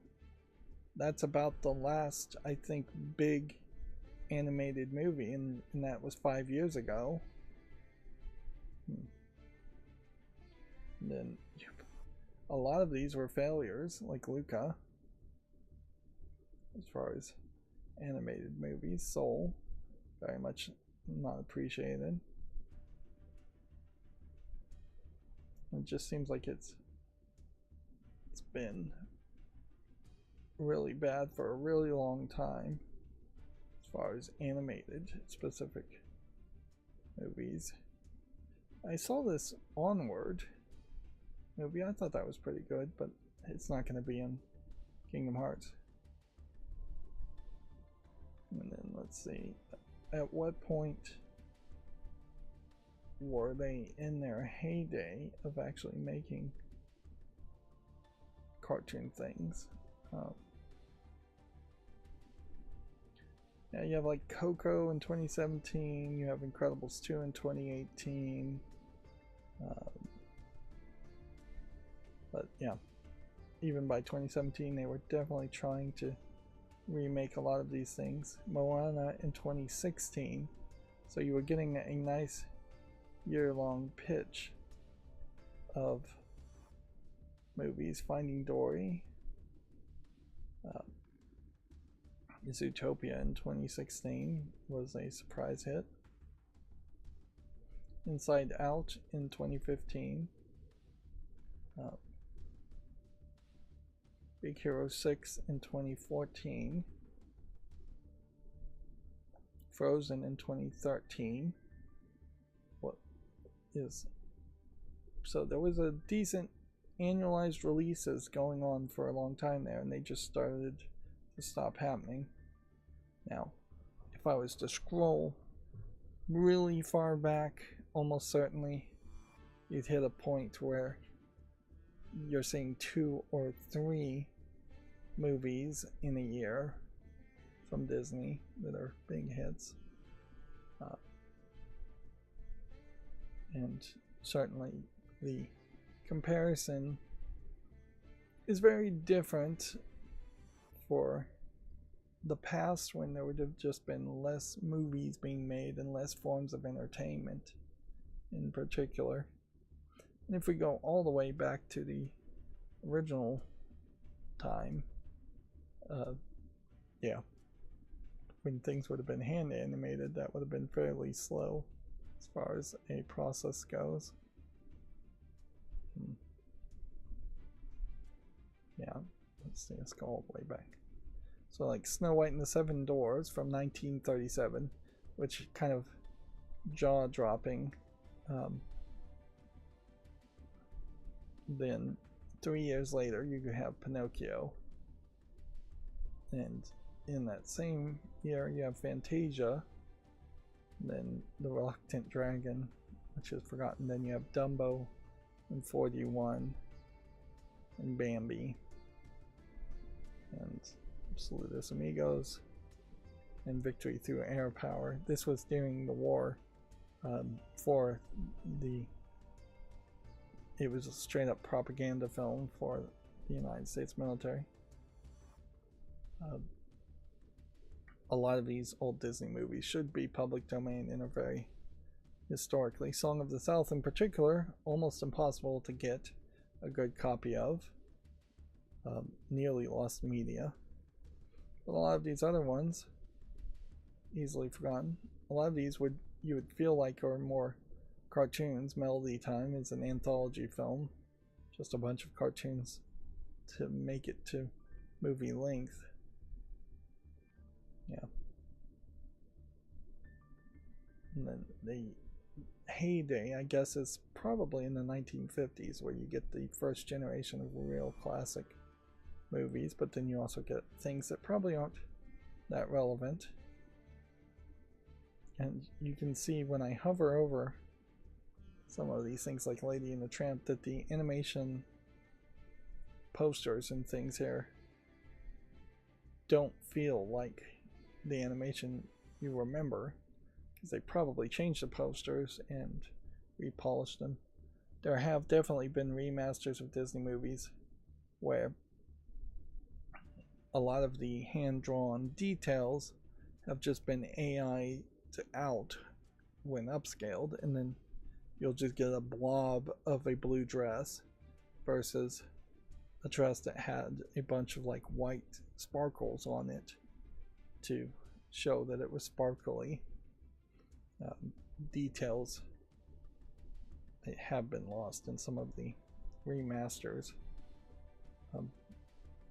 And so yeah, I guess if I was in charge of Disney, then I probably would immediately start a whole new remaster process. We're going to re-release and rescan any originals we might have of our old animation movies and release them in 4K as collector's editions, fairly highly priced collector's editions, and put those back in theaters. And I would make Disney feel like the animation studio once was and lean heavily on nostalgia. Of course, you'd have to find some animators to make new cartoon movies, but that would be something you could work towards. And then I would probably put Marvel and Star Wars on a much slower pace, not on the back burner, but just a much slower pace as to what is getting made and what is getting promoted.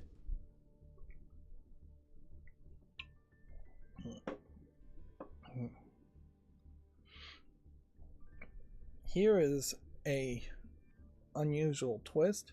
The new Star Fox game developer has been revealed as an American studio. Velen Studios is the developer behind new Star Fox.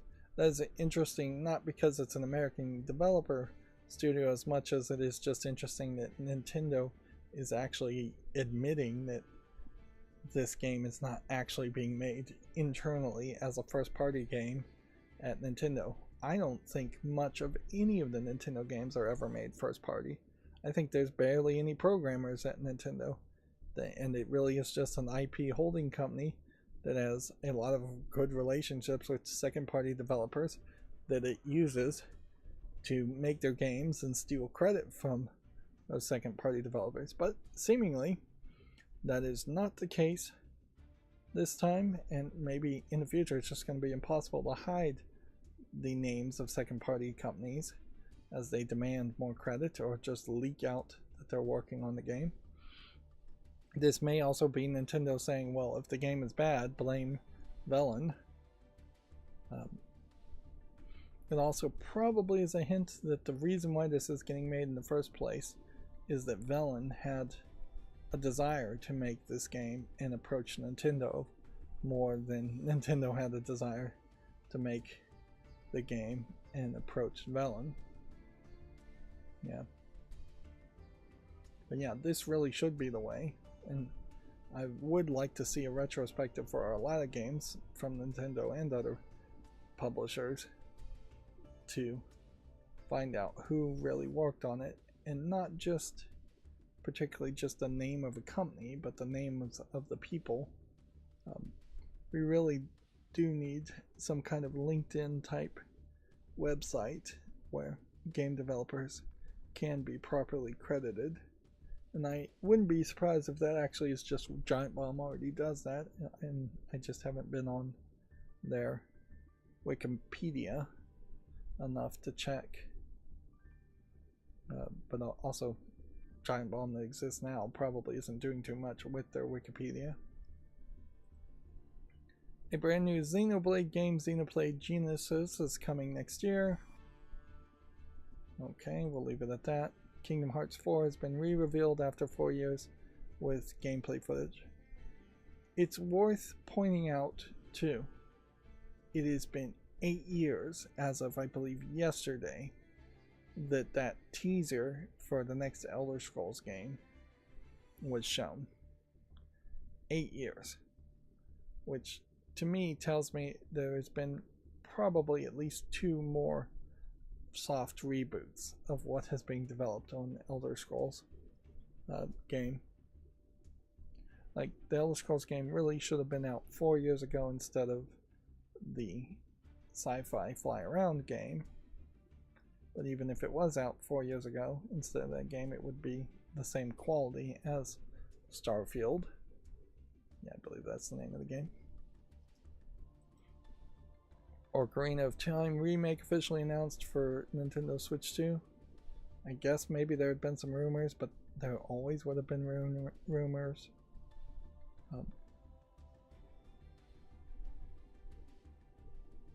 In other Zelda games, you have like an uncle, and you are living kind of in a normal village, I think a little bit more than Ocarina of Time, so they never really did anything like that where it would explain why you in particular had to be living in the forest as a character instead of living in Hyrule Castle.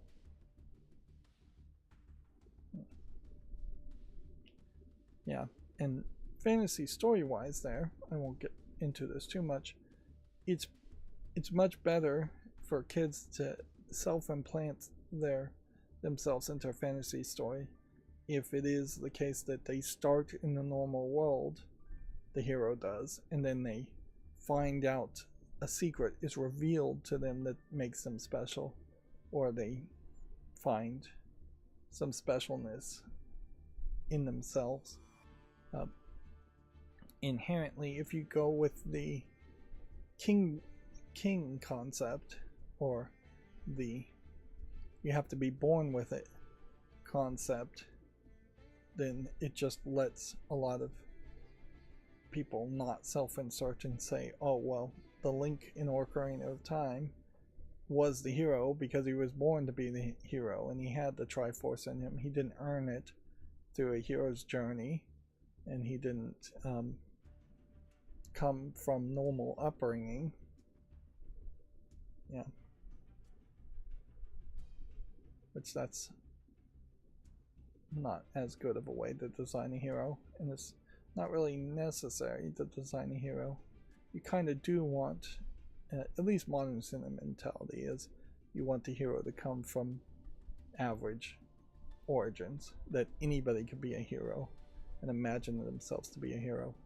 In the old days, yeah, that you very much had kings and princes being above the common folk, and you had a lot of stories like that where you're secretly a prince and thus that makes you special, or you're secretly the king or you're destined to be the king. But it's because you have a special destiny. But yeah, those kinds of stories I think are less popular in the past few hundred years. Moving on, Star Fox demo coming to Switch 2 today. Curious players will be able to try the new Star Fox remake for themselves starting today. Did we really need that secondary headline in that case? No. Final Fantasy Resonance is the first Final Fantasy game to get the HD 2D treatment. I don't know what they mean by first game.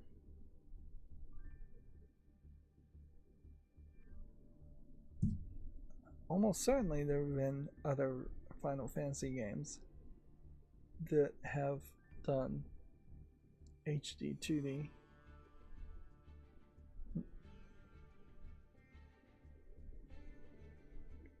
Wait a minute. Like, what this is making my mind think is that HD 2D might be a different thing from HD 3D, and that Final Fantasy Resonance is taking a 3D game and making them 2D. Is that possibly what's going on? Or is it the case that there's just been several other Square Enix games that have been HD 2D-ified, but they weren't Final Fantasy games? Which, if that's the case, then why have I heard about HD 2D as a made-up art style concept?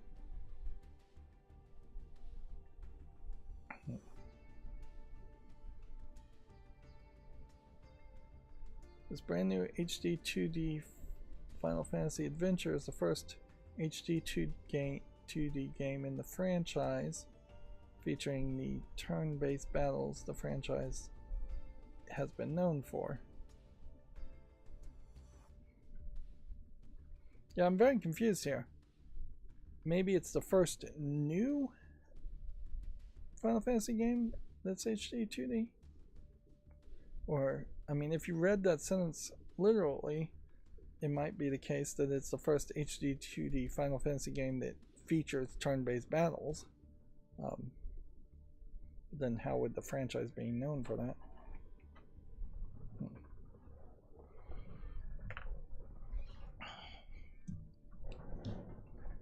Yeah, see, in that case here we see like 3D images and then 2D versions of those images, so maybe it is turning a 3D game into a 2D game. I am very confused. This is where I need an expert in Final Fantasy to explain something to me here. Yeah. This kind of feels like this is a spin-off game, taking characters from the rest of the other Final Fantasy games and turning them into 2D games. Kind of feels like a mobile game. It doesn't say it's coming to mobile. Well, I thought I understood this when I first saw it, but now I am confused. Nintendo Switch Sports Resort is returning to Woohoo Island. Yeah, I don't think this series was anywhere as popular as the Wii bowling was. Inherently, the Wii bowling was just kind of lightning in the bottle. Yeah, pretty much I feel like all the sports now are sports games are for the Wii and the Switch and Switch 2 are just not worth getting, and you're just better off actually encouraging people to do actual sports outside with real people. Yeah, kids, I just don't think really bought into it. And honestly, even with Wii Bowling, back in the day, it was more adults doing the Wii Bowling than kids. All three main Xenoblade Chronicles games are getting Switch 2 editions. Here you can see there is a lack of detail and kind of softness and blurriness to this image compared to this, which feels like it has higher resolution stuff and detail on everything. Although on the size of the screen that the Switch 2 is, this and this, it's not going to feel that different really. And I'll just leave it at that. Pokemon Pokopia is getting an underwater expansion in August with more to follow. Obviously, Pokopia was a pretty big success and is going to get more updates now, whereas it probably would have not gotten as many updates if it wasn't a success. Fire Emblem Fortune's Weave gets a release date in a special edition. It's going to be released on September 17th. The Fire Emblem series is just slowly becoming a more mainstream series, to the point where 10 years from now we may very well be talking about Fire Emblem in the same breath as Final Fantasy and Dragon Quest. Although we may also have the same thing happen for the Atelier series if they can manage to make enough good and well received Atelier games. Let's see. Onimusha, Way of the Sword, Devil May Cry 5, and Dragon's Dogma all coming to Switch 2. Stellar Blade is coming to Switch 2 later this year. I would assume this is self-published coming to the Switch 1. Probably aren't going to really tell you that. But we see Shift Up being mentioned. We don't see PlayStation being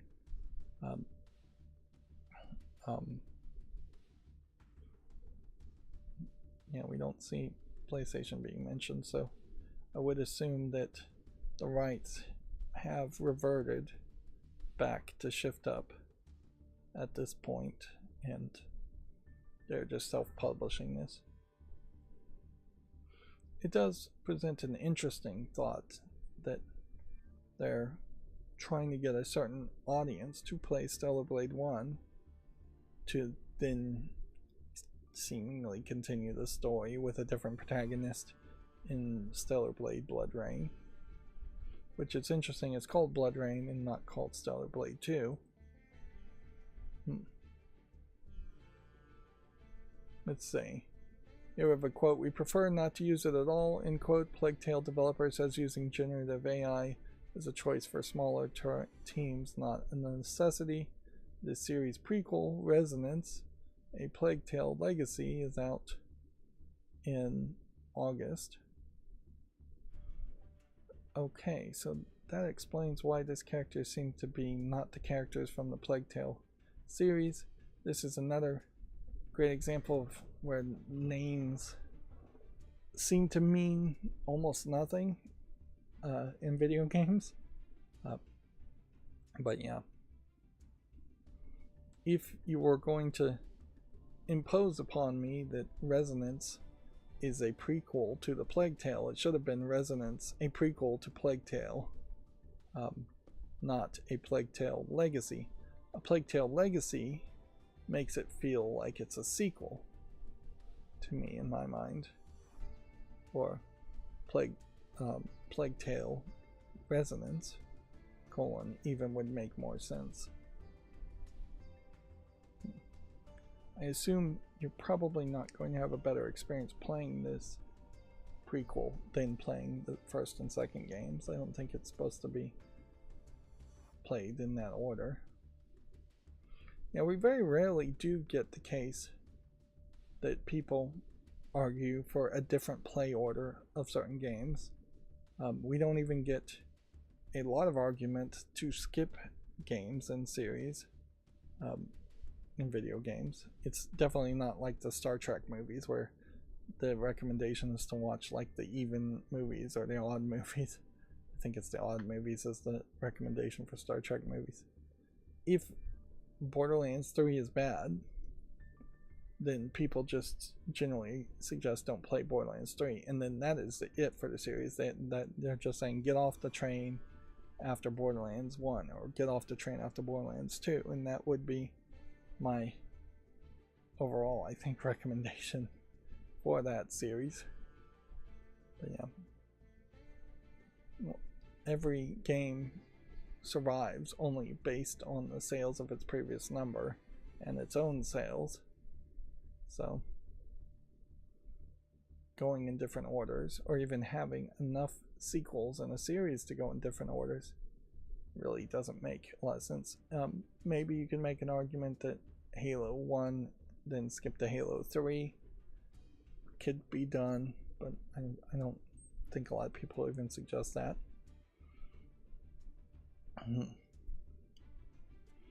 Swery65 has celebrated Hotel Barcelona reviews on Steam from going from mixed to mostly positive after a huge update.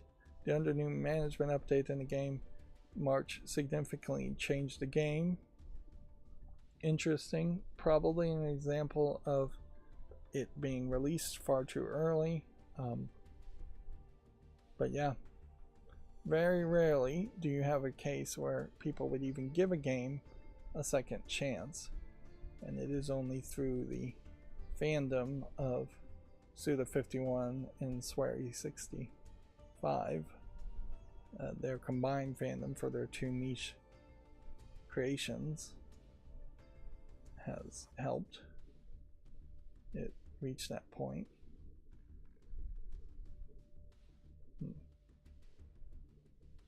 There definitely is probably a long list of games that you would like to see updated and improved on Steam, but again, I don't know if that's even the best thing. Hotel Barcelona does not lead to a Steam link if you just search it separately.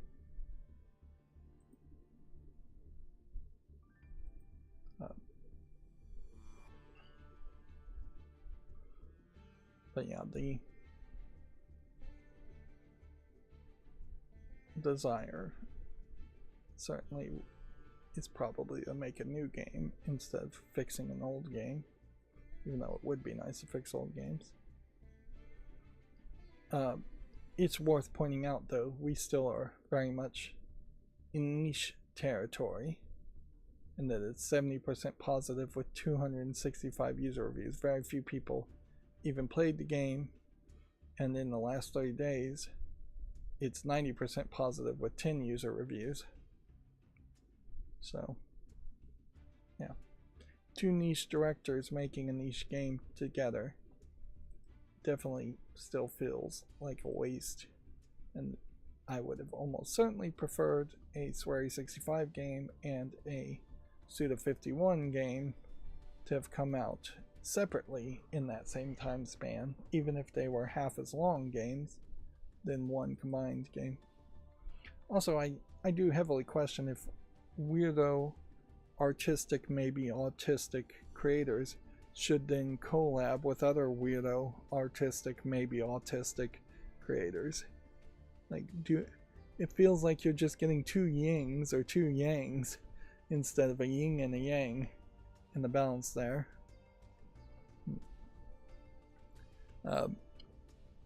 Yeah, if anything, a wild and crazy developer probably needs to be held back by several other people, otherwise it gets out of control.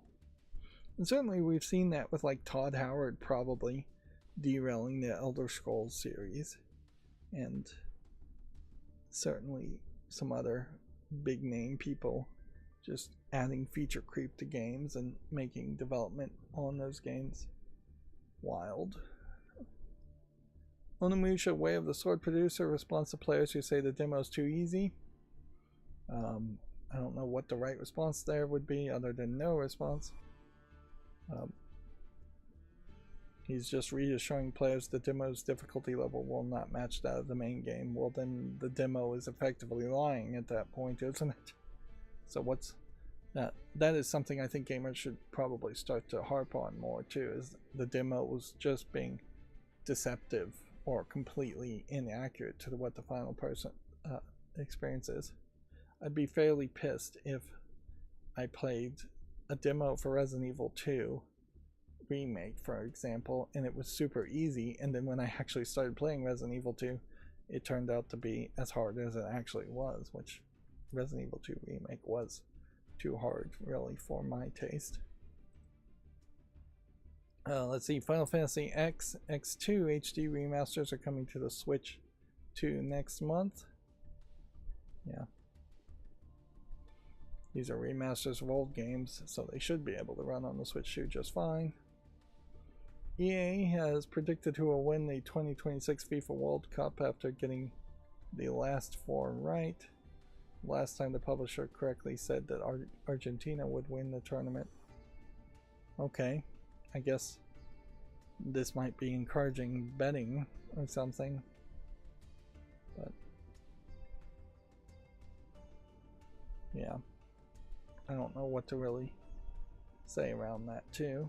I mean, even if they are right, EA still kind of sucks, and I don't think the FIFA games are particularly as good as they probably should be, although I haven't heard any real complaints from people who actually play FIFA games, so they must like it well enough. I definitely think the wrestling games from EA are probably way worse than the FIFA games, and yeah. In general, I just kind of wish EA wasn't making as much money as they are making from these sports games, so they would actually have to remaster and re-release some of the games they own the IP to, or sell the IP over to someone else. There is a long list of EA games that could use a lot more love than EA gives them.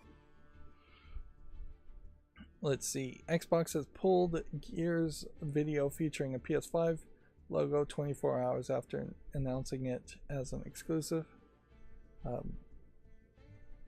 which I guess says the exclusivity decision was made late, which, okay. I kind of feel like when you are making a big change, you probably should put it off until almost the last second to really consider it and really digest that decision. So I wouldn't say that that is a sign of bad leadership. Perhaps you should have made the decision before you made the logo, but yeah, there pretty obviously is a decision that was made from the top, probably from Asha, the new CEO, to have a lot of these games be tentpole games and not be on the PS5. I wouldn't be surprised if PlayStation is negotiating very poorly with Xbox, or more accurately, I wouldn't be surprised if Xbox is negotiating very poorly with PlayStation, and that relationship is off to a rough start,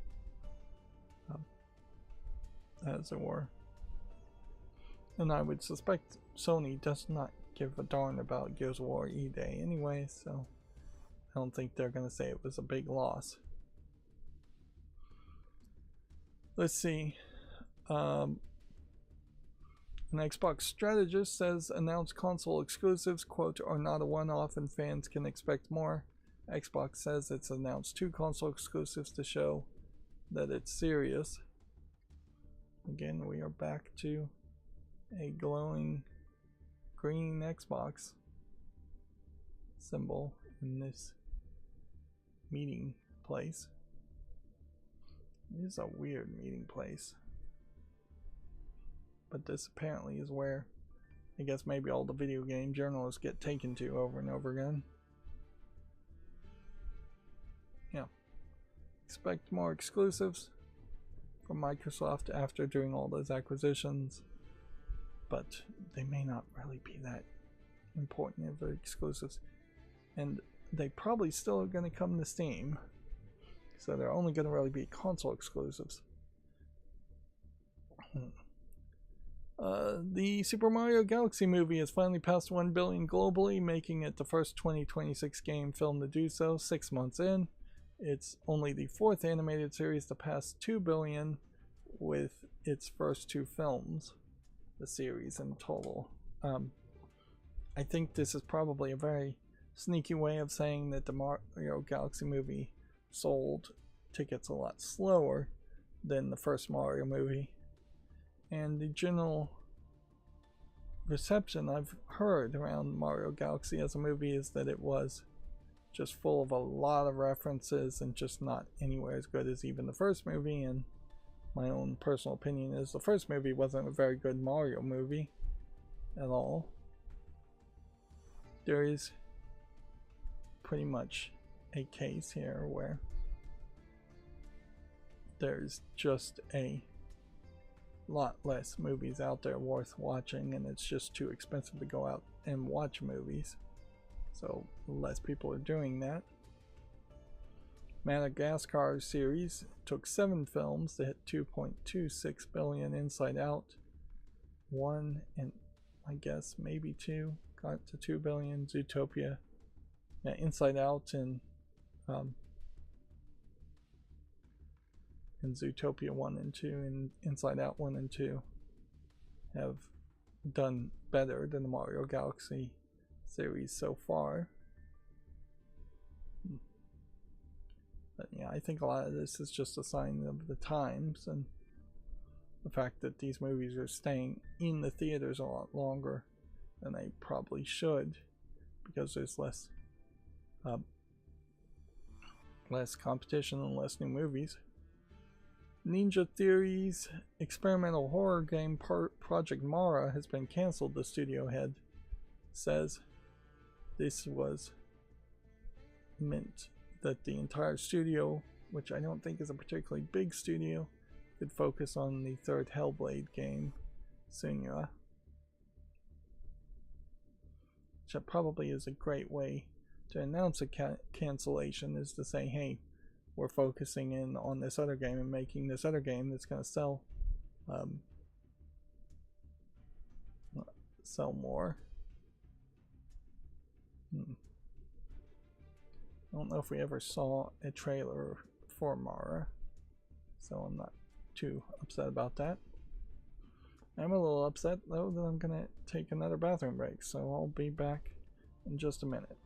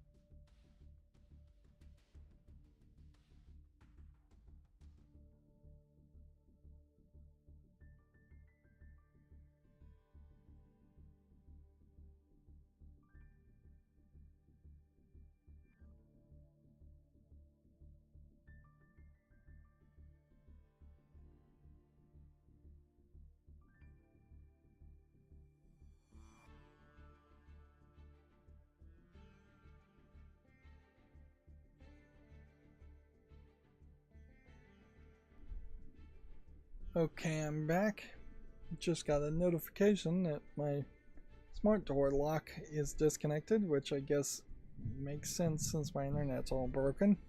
Yeah, didn't really think about that. Like right now, my smart home, the smart door lock is disconnected and the doorbell's not working. The smart doorbell, so there's very possibly real problems that could happen. So I do need to, by next Monday, get my new router up and going and everything reconnected. Unfortunately, moving to Zigbee in the smart devices really, I don't think solves the idea of if your router is down, if your internet is down, the smart home may still work, because Zigbee devices are not Thread devices and not trying to be in a Matter standard, where one of the thing about Thread Internet of Things devices was supposed to be that they would still work even if your internet is down.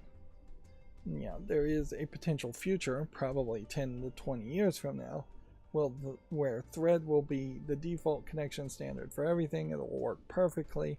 There'll be no problems with it. It might work with the Matter standard. It might work with a new standard that replaces Matter.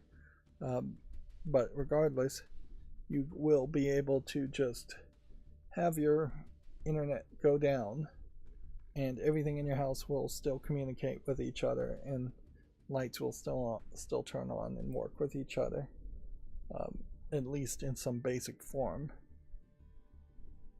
Yeah, and ideally we would be back to the old days before smart devices, where you flipped a switch and lights came on 100% of the time, never causing any issues. In fairness though, the smart home devices even now, as long as you do have a Wi-Fi router and an internet connected to it, do work almost always. The worst of my smart devices are the ones that connect over Wi-Fi and they just lose connection too much. Anyways, that has nothing to do with video games. Let's go through the Gematsu articles. So this is obviously going to be another long one if I'm not careful. Not exactly sure why we're looking at Digimon Story Time Stranger, but it is one certainly worth pointing out, in that, like the Kingdom Hearts game, you are running around a Digiworld that feels a little bit like Tokyo, not a ton. That feels more like Tokyo, that section. I don't know how much time you actually spend in the real world versus the digital world, though. The weirdest thing about Time Stranger certainly is just the new protagonist, but everybody loved it, so nothing to say there. And yeah, this is the one game that the kid I gave a Steam Deck to bought, and I don't think got anywhere close to finishing it before he stopped being able to play it. Yeah, and it's been over 6 months now that, as far as I know, he hasn't played it at all, which, that really sucks. And it pretty much puts an end to the idea of Steam family for me at the moment. Like, potentially there's 5 or 6 slots where I could share over 5,000 games with nieces and nephews, and none of them are going to, I think, have a Steam machine or Steam Deck, and I don't know if any of them are ever going to have parents that really let them play video games, at least on PC Steam terms. Yeah, there definitely is still a lot of parents out there that only want to buy games at a store if they want to buy games at all, and they want that kind of tight control of no online elements and no digital shopping for more games. Of course, even Nintendo isn't really accommodating that at this point. The Switch 2 probably works fine if you just are always offline, but they really want you to go to that eShop and download more games. I guess the reason why we were looking at Digimon Storytime Stranger is a demo for the Switch 1 and 2 is now available. Okay. Now weirdly, that tab was to the left of the article, which doesn't make a lot of sense. I know we changed the timing so that any Steam links based on an article would open a little bit faster, so that 2 tabs could potentially open in the time that the next tab would open for the next article. But yeah, there's no reason why it should be to the left. Like, there's literally no way that the tab should have opened on the left, and yet it did. That is the craziness of Firefox and computers in general. Anyways, moving on, Stupid Never Dies launches this fall. A new trailer and latest details are available. This game, I think, has been kind of lackluster in details so far. Definitely looks very weird in a whole different style, a new way. This is the kind of game I would hope other people would review to give me an idea about it, but also very possibly it's going to be the kind of game nobody actually plays and reviews, and I'm going to be left with having to either play the game myself or wait until 30 people or slightly more than that review the game. Let's see, a cozy metal detecting RPG, The Detectorist Guild, has been announced for the PS5, Xbox Series, Switch, and PC. Well, that's interesting. We haven't seen metal detecting games before. I am really getting tired of seeing games described as cozy. And honestly, this doesn't look particularly impressive as a game. You know, I'd have to really think about it for a while. Just think if metal detecting as a game makes sense and would be anything I was in any way interested in. It does kind of feel like that would be kind of crazy to want that to be a main gameplay mechanic. The console archives Lay Emperor launches June 11th, which ironically this would be the second game we've seen with Napoleon in it in the past couple days. Yeah, I'll just leave it at that. Arcade Archives Rack 'em Up launches June 11th. This is an old billiards pool game, I would assume. And then we have Wulong Fallen Dynasty mixed reviewed, open for some reason. 9 RIP sequel launches this fall in the West. Official English website has been updated. This feels like this would be a visual novel. Otome visual novel, apparently. Young Maiden visual novel.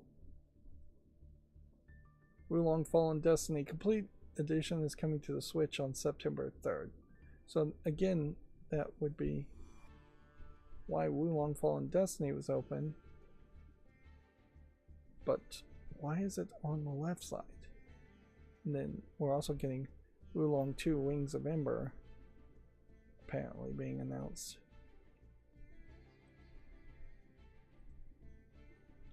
Legend of Zelda Ocarina of Time remake announced for the Switch 2. Really nothing more to say about such a small amount of details.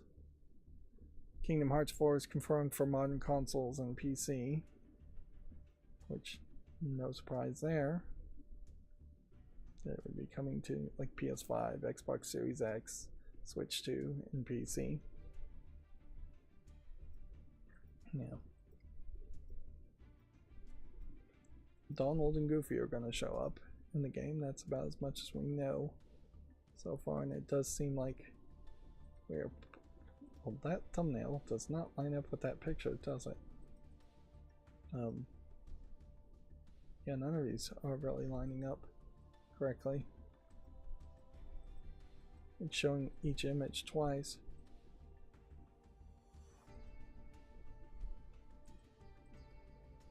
Yeah. The guys in the black cloaks are obviously going to show up in Kingdom Hearts 2. Like, I don't even know what that really is all about, but I know it ends up being a big thing. Kingdom Hearts Collection 1 and 2, 3 announced for Xbox Series, PS5, and Switch 2. I don't think there would be any reason why it would get any kind of update to the PC version that's already available. Everbloom adds a Switch 2 version and launches in the spring of 2027. Here is Everbloom on Steam. Yeah.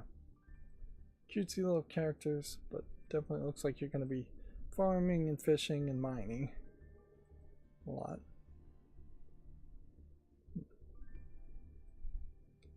SnowRunner is now available for the Switch 2. Oh, and by the way, it does seem to me like one of the big sales during the Amazon Prime sales in the push may be to sell more books. Which, yeah. Amazon, once known for selling books, has not really been pushing and promoting that, but I could see where books might be cheaper than expensive electronic things. And so we might see slightly deeper discounts for slightly cheaper things. And you very well may see a lot of groceries and things just slightly discounted. One of the things they're pushing is winning a year's worth of free groceries during the Prime Day sale, and you can pre-sign up for like text messaging, which is probably just going to be a way for them to advertise to you. The groceries that Amazon sells are a very different type of food though, so you kind of have to learn to love the food that they offer. But if I got a free year's worth of groceries, I definitely would take strict advantage of that and do as best as I could. Right now, it probably wouldn't be crazy to buy just like a quarter of a cow if you have an extra freezer, but that's only really for people who would eat all that beef and all that meat, and I probably personally wouldn't, so it doesn't make any sense for me. Unfortunately, if you did get a free year's worth of groceries versus a lifetime worth of groceries, there's not that much you could really get. Yeah. In that a lot of food just doesn't last that long. Yeah. I've tried really hard to find things that will last even 2 or 3 years, but beyond that, most things just cannot go much longer, and even if they don't actually spoil, they will just go rancid and taste awful and lose their flavor. And yeah, it's kind of crazy to have like walls and walls of Spam or something, or tomato soup, like you see in some of the video games, as in Fallout shelters and stuff. Is that you're just making these crazy assumptions that people aren't going to go mad eating tomato soup for every meal for years.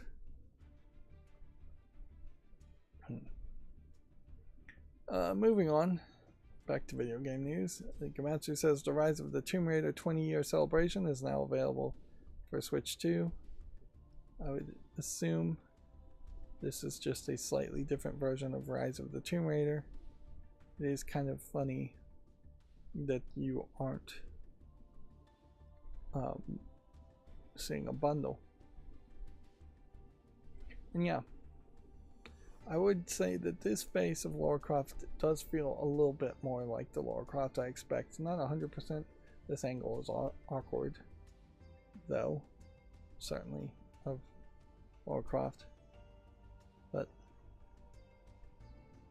it's almost certainly a case that they've changed the appearance of Lara Croft too often that, in my mind now, there really isn't a large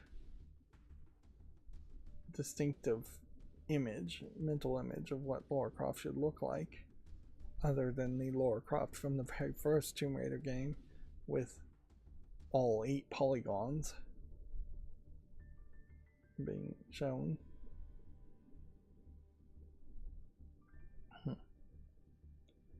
Yeah. I guess I should probably applaud the Tomb Raider series for at least sticking to Lara Croft instead of trying to introduce a whole secondary character and make the sequel series be that character. Yeah. There is a danger at some point that people are going to decide that Lara Croft is not a good enough role model in their mind, and then they're going to replace her with someone else.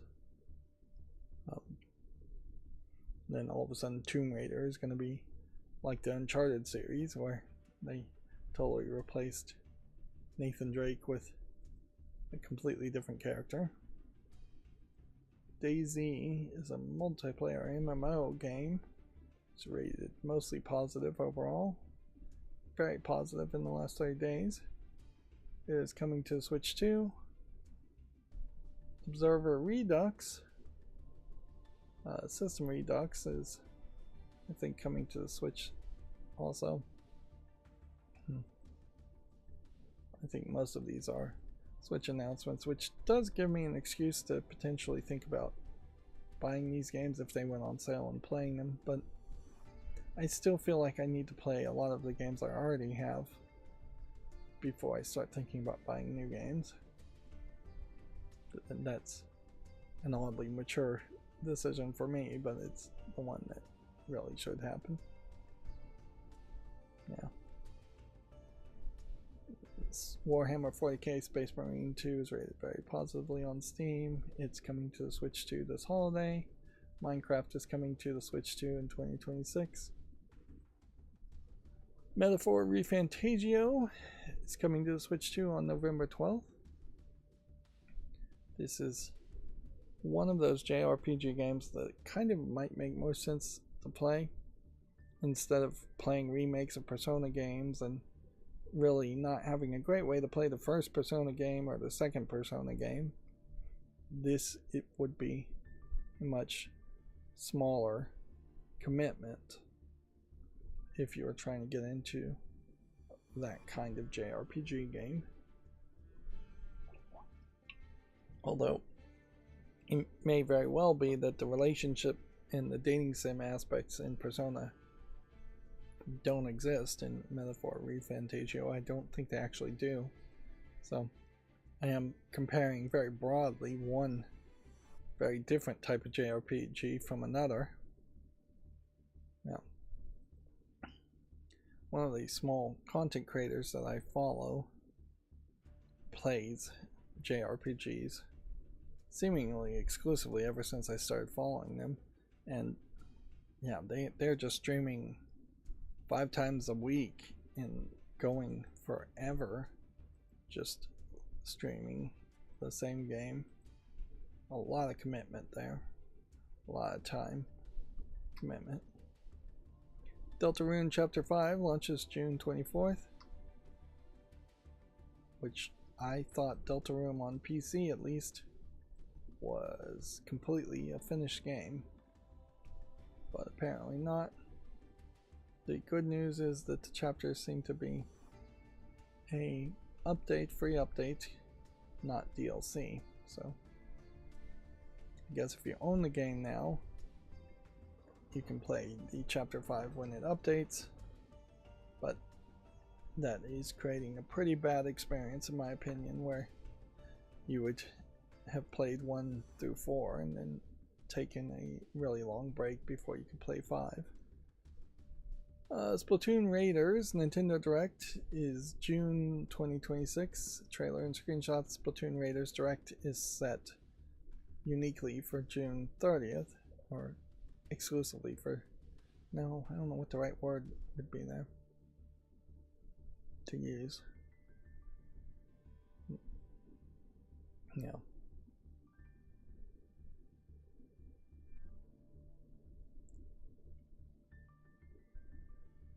Yeah. I'm just eagerly awaiting to see what the reception is around this game. But then even if the reception is great, I'm not going to get a Switch 2 and I'm not going to play it. So unless it came to PC out of nowhere, that is just another Nintendo game I'll never actually get hands on. The Duskblood's closed network test is set for the summer. Just kind of doing the same headlines. Dragon Quest Monsters The Withered World launches December 3rd. We'll put that on the follow list. Tamagotchi Plaza Resort update is now available. I didn't realize there was a Tamagotchi game that came out recently. Piku Niku 2 has been announced for Switch 2 and PC. This is one of those cases where it would be very informative if we could get a link to Piku Niku 1. Yep, look at that. Piku Niku 1 is 96% positive overall and 96% positive in the last 30 days, although it's very funny how they label that as very positive when it's 62 user reviews in 30 days and overwhelmingly positive when it's 9,425 reviews. The naming sequence here, the labeling sequence, is very cryptic. It is on my wish list and it is single player compatible. So this again feels like a weird game that wouldn't be terrible to play.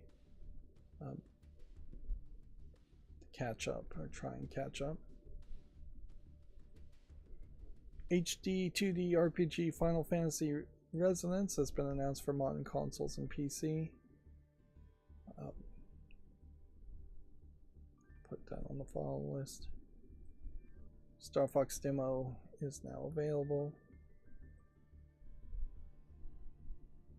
I don't know why we have a link for Earth Defense Force 5 being shown here.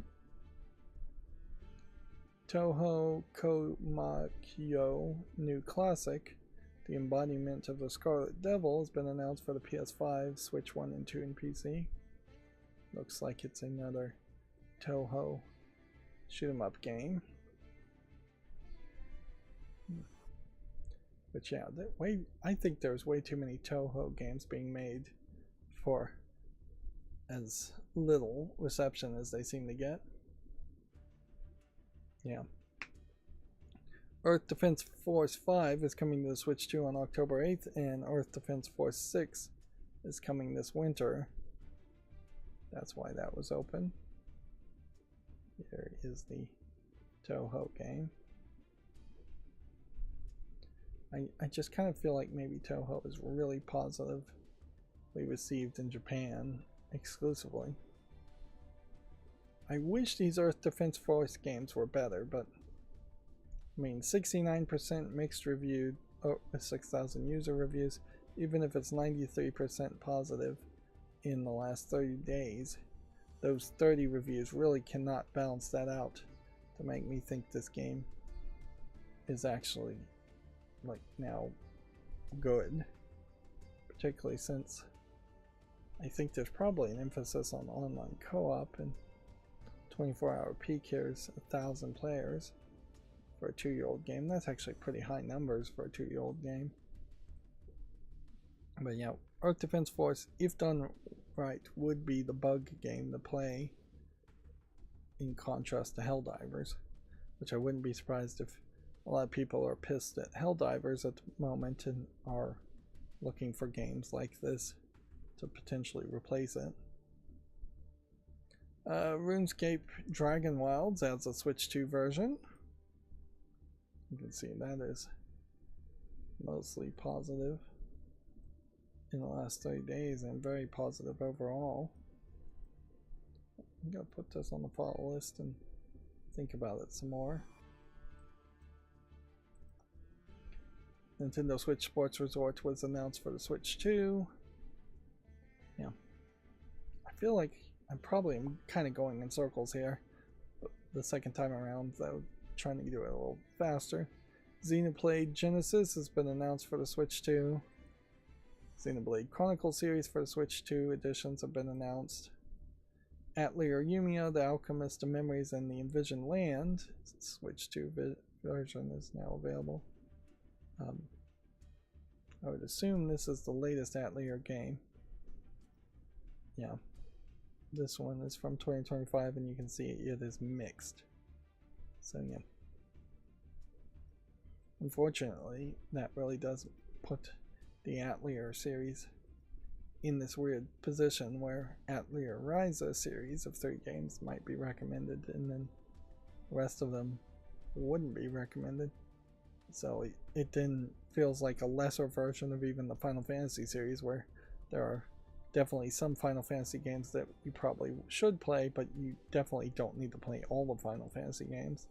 You really wouldn't even get much out of playing all the Final Fantasy games because they're so disconnected. But yeah, they probably need to learn a hard lesson from Atelier Yumiya and either start a whole new series or patch it if they can make some changes, or make a sequel and hope enough people even give it a chance to do something different. And it seems like what they're doing is just making a new series with Atelier Karia, the Night Kingdom and the Guide of Memories. Maybe they need to also kind of shorten the titles, but I don't know how much you could really shorten the titles, because you could call it Atelier Karia 1, but that wouldn't be very informative. Now, looking at this thumbnail, one of the things that made Atelier Ryzen get a lot of attention, it was the kind of thick thighs of the character and a lot of waifu loving, as it were. A lot of otaku loving the design of the character from Atelier Ryzen. It seems like they're trying to play into that with this thumbnail pretty well. You've got these long legs being shown, not thighs so much, but an exposed belly, and you have a character with a mouth open eating an apple. So let's watch the rest of this trailer. So yeah, they are definitely trying to catch the attention of the otaku who will fall in love with a character like that on first visual glance. The actual game will probably have almost nothing to do with that, though. One of the things that always strikes me as weird with Atelier Ryzen is it was really a whole group of people in a team in the RPG game, and only the main female protagonist got focused on.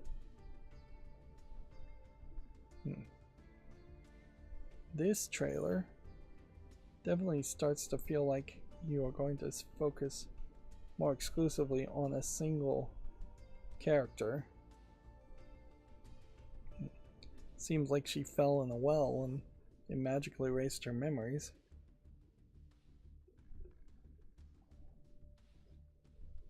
And there's like a poison apple bomb she's biting into. Yeah.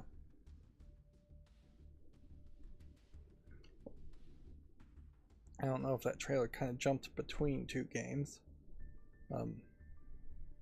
But yeah, Atelier Kara, the Night Kingdom, and the Guide of Memories feels like it might be loosely connected to the previous Atelier game with a new protagonist.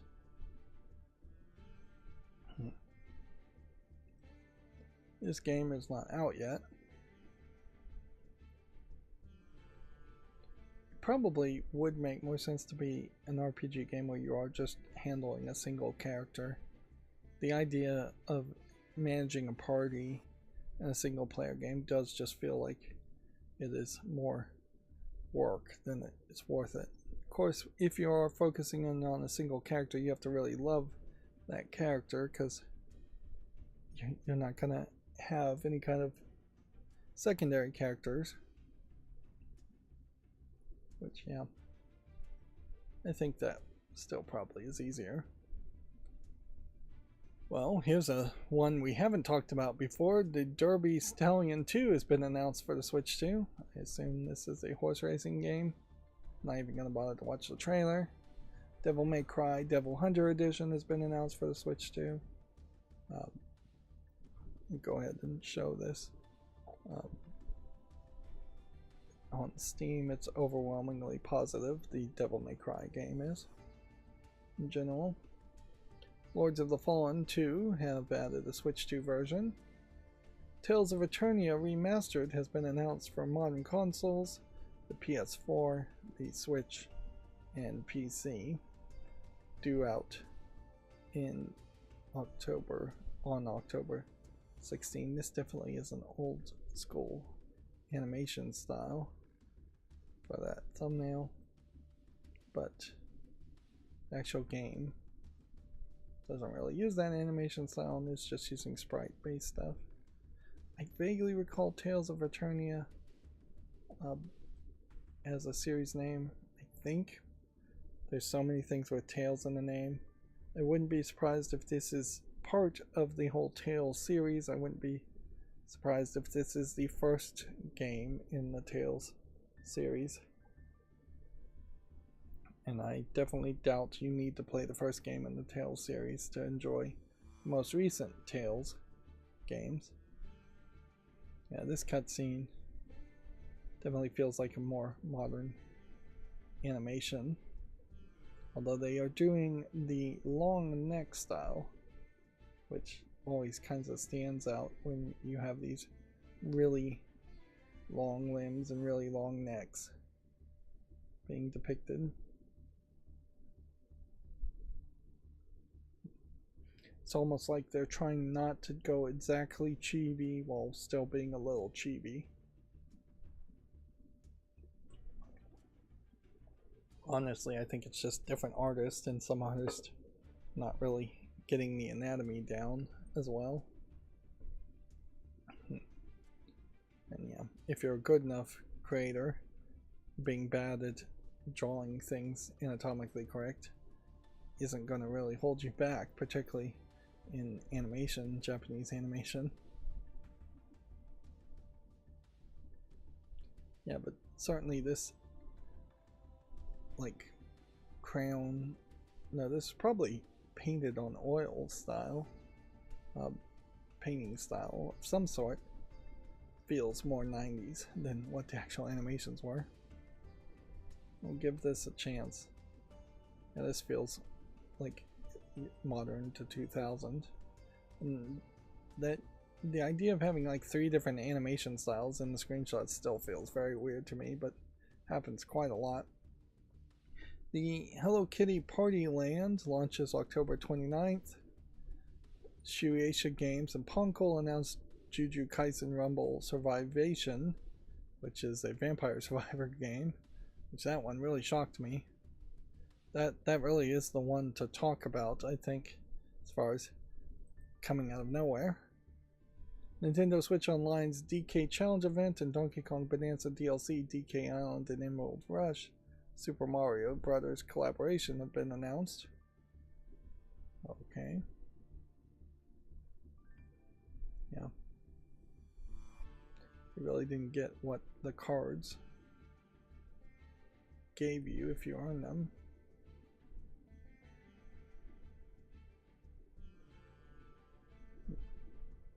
Starting today and continuing through September 1st, players can take on challenges across several Nintendo Entertainment System, Super NES, and Game Boy games featuring Donkey Kong via the Nintendo Classics applications by completing them Players can earn collectible digital challenge cards. Users who own Donkey Kong Bonanza can take on even more challenges. Yeah, almost certainly Nintendo's just using RetroArch or some other emulator, probably not properly crediting and not following the law by using that emulator to emulate these games, and loading up a save state to the start point of these challenges, and then using retro achievements to determine whether the achievements have been whether the challenges have been solved correctly or completed correctly.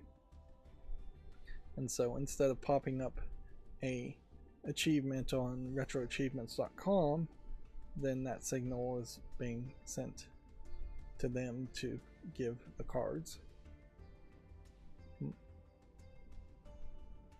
Yeah, there was a whole thing about Pauline not being able to sing in the Donkey Kong game, and I don't know how often she actually does sing in that game. Like once or twice at the end, I think. I don't think it really becomes a gameplay mechanic. That would have been interesting, certainly, if Pauline was singing throughout the entire Donkey Kong Bonanza experience and was changing how things played out because of her singing. Moving on, Ninjala 2 has been announced for Switch 2. Fire Emblem Fortune's Weave launches September 17th.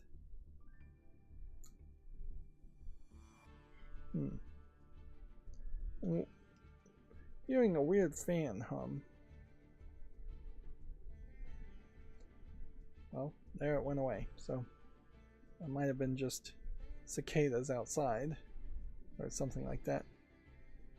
Fire Emblem Fortune's Weave launches September 17th. Pokemon Pokopia Expansion Pass DLC and version 2.0 update have been announced, which I guess means you're probably paying for content while getting a little bit of free content. And that brings us to Gaming on Linux. Yeah. And Gaming on Linux, weirdly, is the only one of these sites that my ad blocker seems to actually have any trouble with.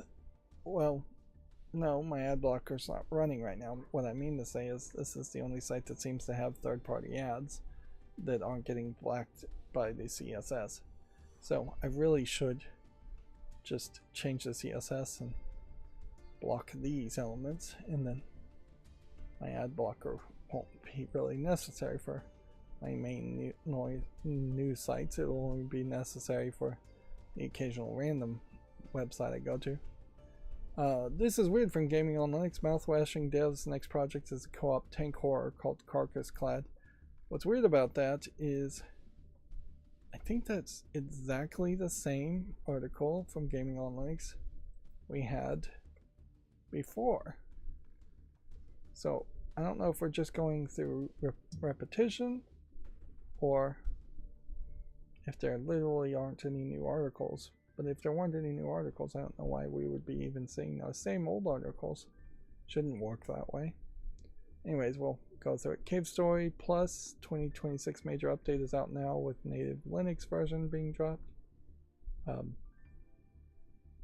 Dropped in this case, meaning they have no longer supporting the native Linux version, not they're dropping a new album like a rapper might. I doubt you're going to see a lot of people complaining about the native Linux version being dropped, though, because I imagine Cave Story Plus through Proton runs better. And there is definitely an argument being made nowadays that the easier way to make a Linux compatible game is to still use DirectX and make a Win32 application and then just make sure Proton can translate it versus trying to make native Linux versions for games in particular, which is too much work. games in particular shouldn't be doing anything too weird, so Proton should be able to handle it. Now, if you were making a database software or something that needed to connect directly to the Wi-Fi card or something like that, or OBS as an example, those kinds of programs are going to need different types of access and more access to more hardware and more parts of the operating system. Whereas games basically run in their own little sandbox, even if they aren't technically a sandbox. They run in their own little world, and all they need to be able to do is tell APIs like DirectX or Proton to start the graphics card going and let them communicate with the graphics card, and that's about it. Or communicate with the mouse and keyboard and the controller too, sound card too. Let's see. Valve is going to no longer offer physical gift cards due to scammers. Valve has updated its help article recently, noting they will no longer be supplying physical Steam gift cards due to scammers.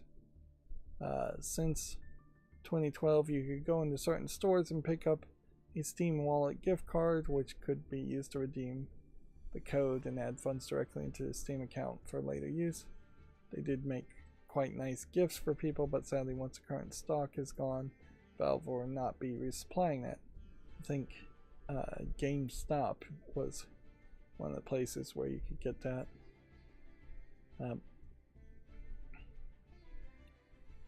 Yeah.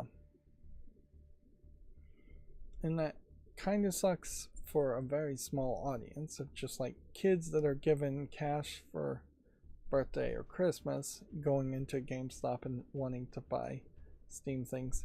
Now inherently PC gamers that are kids are going to have some kind of credit card like, debit card like device and online account to purchase anything. And my hope certainly was that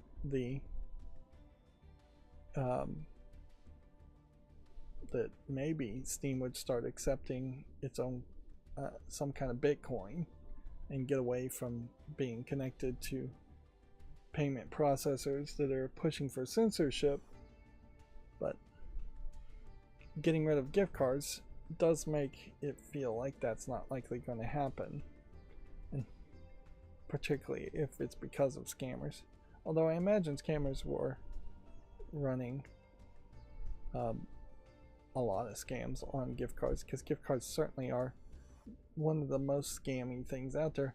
Most notoriously, gift cards tend to be scams in just how they're designed, in that if you have like $1 on a gift card, it's usually impossible or very difficult to split your payment methods up. Like, you can't, as far as I know, go to Amazon.com and say I want to spend exactly $1.37 that is on this gift card up. But you have to find something that after taxes would actually equal that amount of time, that amount of money, which is really hard to do. But yeah, this does mean that when kids go into a GameStop, there's probably not going to be anything Steam related in that GameStop unless they are selling Steam controllers or Steam decks or something hardware Steam wise, which maybe that is what they're also setting themselves up for, is the idea of focusing exclusively on the hardware side by getting away from focusing on gift cards.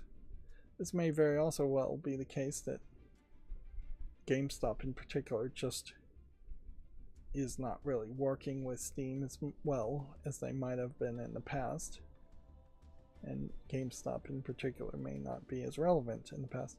But I'm saying GameStop when certainly these gift cards could be in other places too, but none of the brick and mortar retailer places are particularly great.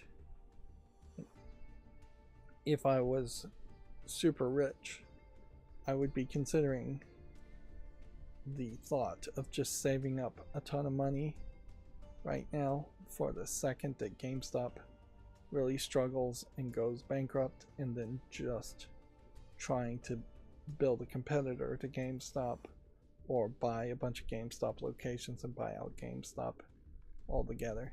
Because I still do think that a brick and mortar video game store still kind of makes sense. Maybe it shouldn't just be video games anymore, and maybe it should just be a modern take on a toy store, comic book store, board game store, hobby stores type things.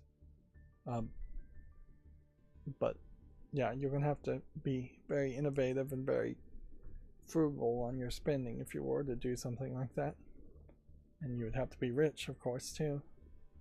But yeah, I definitely do suspect GameStop is going to go out of business or go bankrupt at least in the next 10 years, and you'll see that like Walmarts and Targets and regular supermarkets are going to just have fewer and fewer games available on the shelves, and video game stuff on the shelves. We're already seeing lots of that.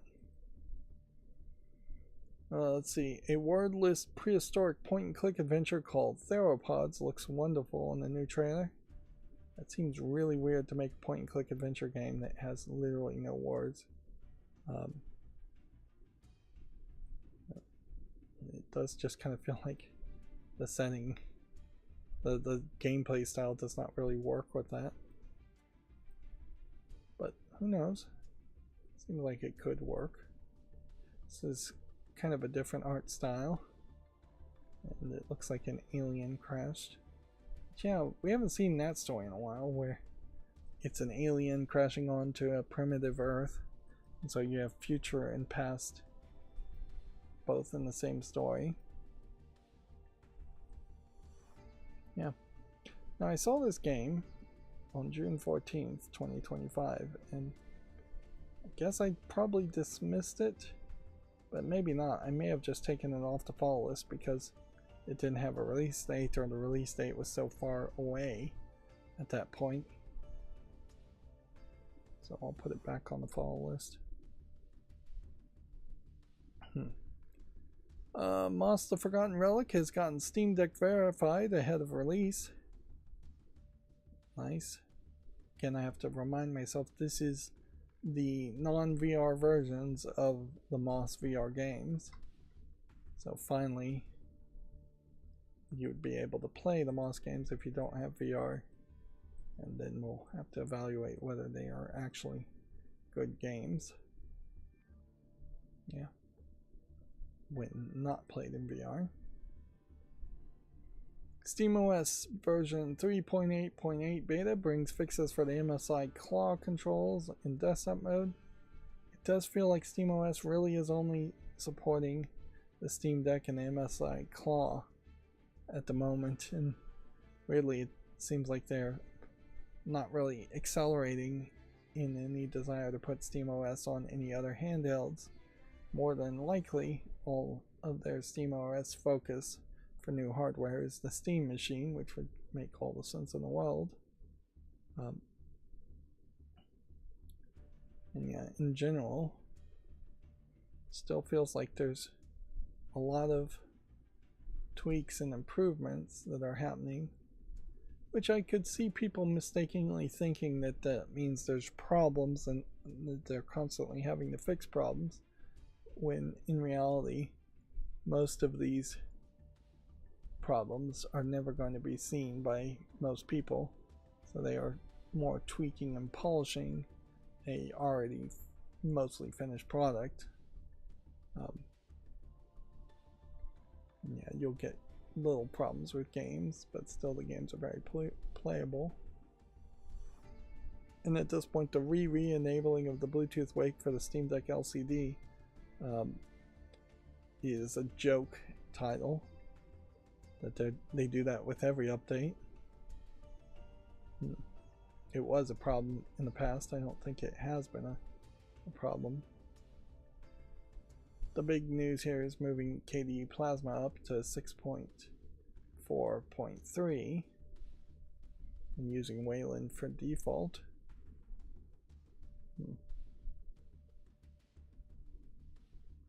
But yeah, overall, software-wise, I don't think anything is going to change, and hardware-wise won't change until a new Steam Deck gets made or a new device using SteamOS gets made. Yeah, getting this Wi-Fi 7 router and upgrading my router, I don't think that's really going to all of a sudden show anything working with it, or even particularly faster internet speeds for individual devices. Mostly what it's going to do is have more stability to load balance between more devices. Ideally, I have for a long time had problems where if I start uploading videos to YouTube and start streaming something on my phone and then start streaming something on my smart TV, that it starts to get a little slow and a little laggy when you have like 3 or 4 things all on the same Wi-Fi trying to pull a lot of bandwidth, although uploading to YouTube would be the other direction versus streaming on a phone and smart TV. But yeah, I imagine there won't be that big of a noticeable difference at all.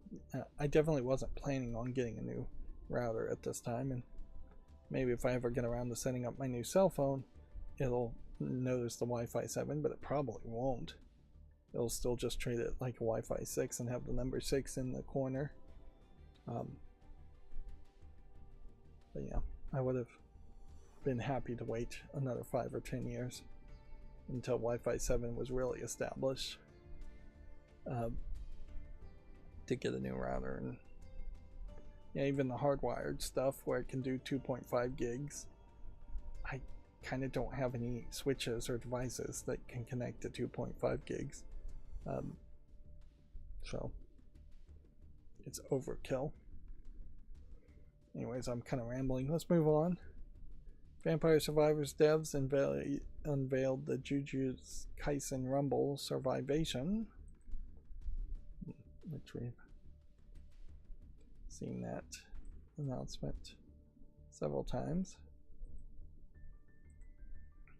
Deltarune Chapter 5 is free on June 24th. Final Fantasy Resonance in HD 2D arrives in October. Yeah, I really want to know what else they've been putting in the HD 2D series if it hasn't been Final Fantasy games, because I would have sworn it was Final Fantasy games.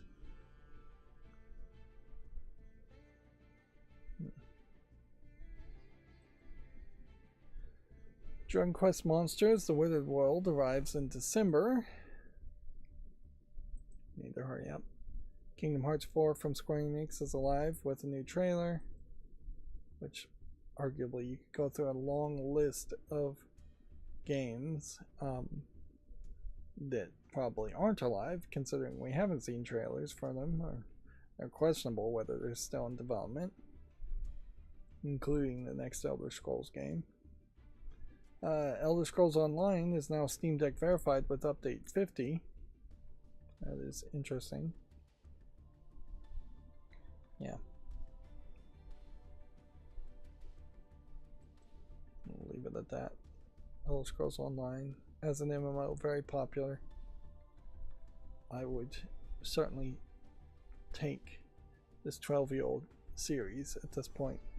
Take as much story as you can get from the first, let's say, 6 years, and shove that out and make a single player experience based on that, called Elder Scrolls,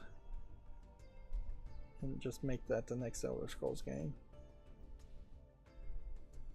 That would be an interesting idea, certainly, to say, hey, you know what, we're going to have an MMO. The MMO already is established and making us money and working, so we're just going to have a single player series that trails behind the MMO, and it's for just the fans of single player games to experience what you could have experienced in the MMO,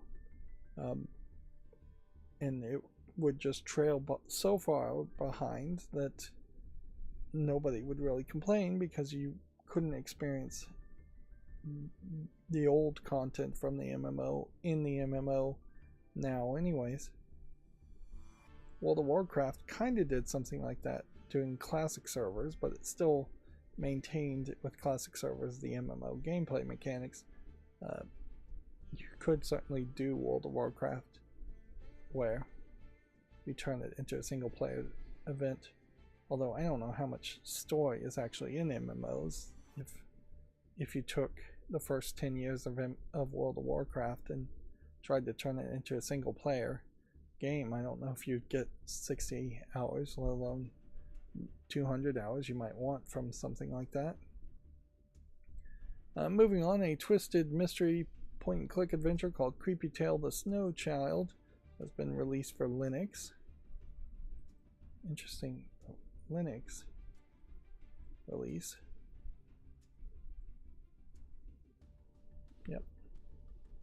Creepy and point and clicks, two of my kind of favorite genres. Exodus looks like a good fit for Mass Effect fans wanting something more. This is from the Future Game Showcase, and weirdly this is kind of one of the few showcase games that Gaming on Linux is even mentioning. Clearly they have a very different focus. Yeah, I could get the Mass Effect feel for something like this. Company of Heroes Definitive Edition has been revealed to release in the fall of 2026. Here we can see it's a military game I would probably never want to play.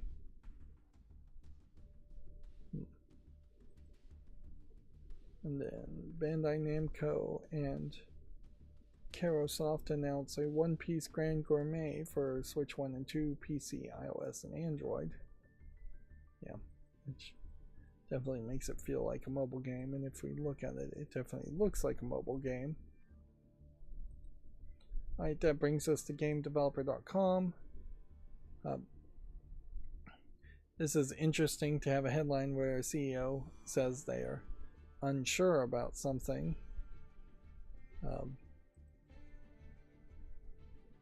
Like, Xbox CEO is unsure whether the Activision Blizzard merger is paying off.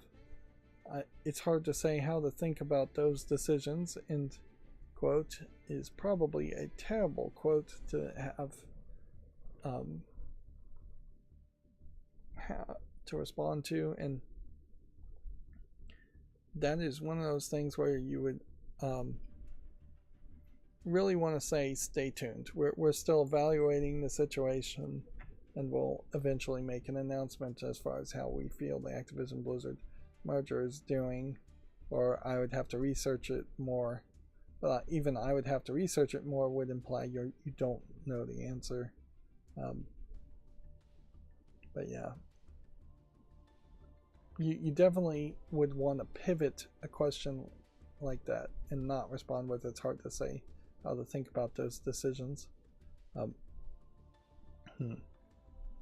You probably would want to say we think more globally than just the Activision Blizzard merger, and we're thinking about how mergers in general have affected our companies and whether they've helped and whether they've hurt. And I think overall they were more often than not the right decision, and they have hurt the company.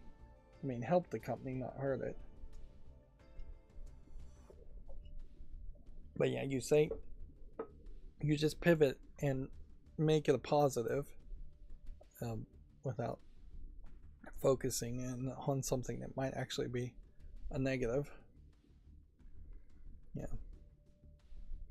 Particularly if you're being interviewed on Bloomberg Tech, where they are going to ask more financially focused questions. She obviously should have had people who had prepared answers for her for any anticipated questions, and I think whether Activision Blizzard merger slash acquisition, let's just really call it an acquisition, was a good idea. Yeah, that's a very obvious question that was going to be asked. Yeah. Again, changing the CSS a little bit to block that wouldn't hurt. Let's see. Nintendo of Europe is going to pay a 40 million fine for Joy-Con drift issues. The company denies intentionally misleading consumers. We'll leave it at that. Meanwhile, they're not paying any fine in the United States or anywhere else in the world. Xbox is rethinking its strategy around Project Helix thanks to the memory crisis. Is there any way to save on RAM? Not really, other than just programming and being more efficient. It would be crazy if all of a sudden things like Rust and other languages with just better garbage collection became required as far as how you develop your games, but that probably would happen over the course of decades. And even if you're using Rust, or I even saw a video on Godot, like the garbage collection still is very capable of allowing for a memory leak and allowing for RAM to be wasted. And you know, memory leaks are one thing that can easily be overlooked, but there is also just a lack of optimization and trying to have games with no load screens. The internet is not fast enough to replace RAM. Hard drives, NVMe hard drives even, are not really fast enough to replace RAM. So you're going to have some kind of RAM. Yeah. And them saying they're rethinking is them really just saying they have no solution, and nobody's going to have a solution. Yeah. The only thing I could think that could happen is that the AI bubble burst, and then there's just a way too much RAM available and the price stays the same but is at least not going up. That's probably the best case scenario of what happens. You could see a bunch of like Chinese manufacturers making RAM, low quality RAM probably, that is going to crash and have no warranty on it. But yeah, if there was a significant shift and all of a sudden Chinese RAM was flooding the US markets and the world markets, the price might go down and availability might go down. One thing about consoles is you could certainly have a bigger, more power hungry device. Like, it would be pretty easy to have an Xbox Series X that used twice as much power and took up twice as much space, so you could have RAM at a much higher size. But the speed of RAM often is very dependent on the physical distance of RAM transistors. So even if you could make an Xbox Series X that was twice as physically big and thus cram twice as much RAM into it, it would be really slow RAM. So that doesn't really fix the problem either. 007 First Light sales hit 3 million in less than 2 weeks. A lot of people playing this game. It must be a fairly long game because I have not heard anyone actually say anything about the game, which I would at this point start to expect to hear something. Xbox console exclusives are returning on a case-by-case basis. Quote, we want people to have a reason to get on board with Xbox. The case-by-case basis definitely seems like what they're going to do is that if they anticipate the game is going to be very high in demand, it's going to be an exclusive, and if they think for a second it's not going to be high in demand, they're going to make it multi-platform. Yeah. Or if it's a mobile game that really needs a player base, they might make it multi-platform. Embracer-owned VR developer Vertigo Games closes its Amsterdam studio. It's unclear how many people have been impacted by the closure. So yeah, Embracer once again showing an example of really bad corporate management and just really bad decision making, leading them to acquire far too many companies and then not be able to make anywhere near enough profit to support those companies. Well, this One Piece game actually is coming to Steam. I'm a little surprised by that. Alright, and so that's going to bring us to all the new games on Steam, which we will actually go through today, even though it is somewhat long. And we'll just see what we're gonna put on the follow list versus what we aren't gonna put on the list. It's the same old when I'm interested in the game, or might even have a chance of being interested in the game.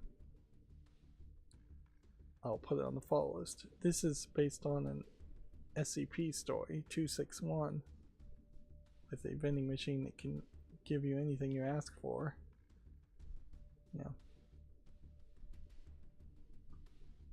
Yeah, but it seems like they've taken it in a different direction. If I put something on the follow list, I'll swipe to the right. That means I'm leaving the tabs open to pretend like I'm going to make YouTube shorts on it. Honestly, at this point, if I was going to make YouTube shorts, it would be a deluge of hundreds, if not thousands, of shorts coming out on my channel for a while. Which still, that might make some sense to do, even if they are shorts based on older games. Which buyer is mixed? That's a shame. Burgling Gnomes is... Yeah, it says it's an online co-op game, though. It says it has single player, but I kind of don't believe it. So I'm going to take it off the follow list. Now when I am swiping down like this, that means I'm just closing the tab and not doing anything on it.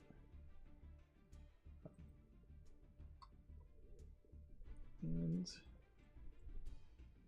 I don't know if there's anything else more to it. It's just looking at things while being mentally drained after 3 hours and 40 minutes of streaming,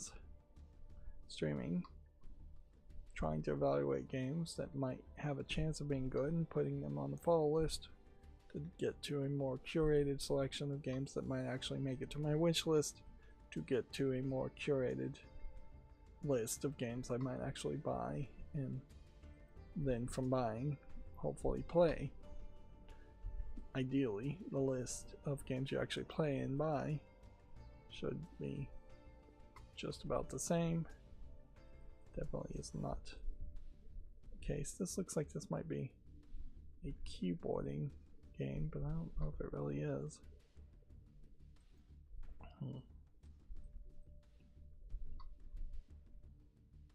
So what am I gonna do for the rest of the day, I guess, is the question.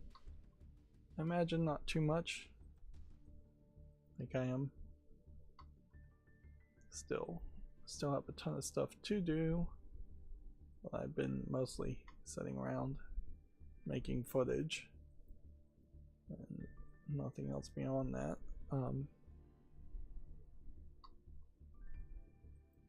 Yeah.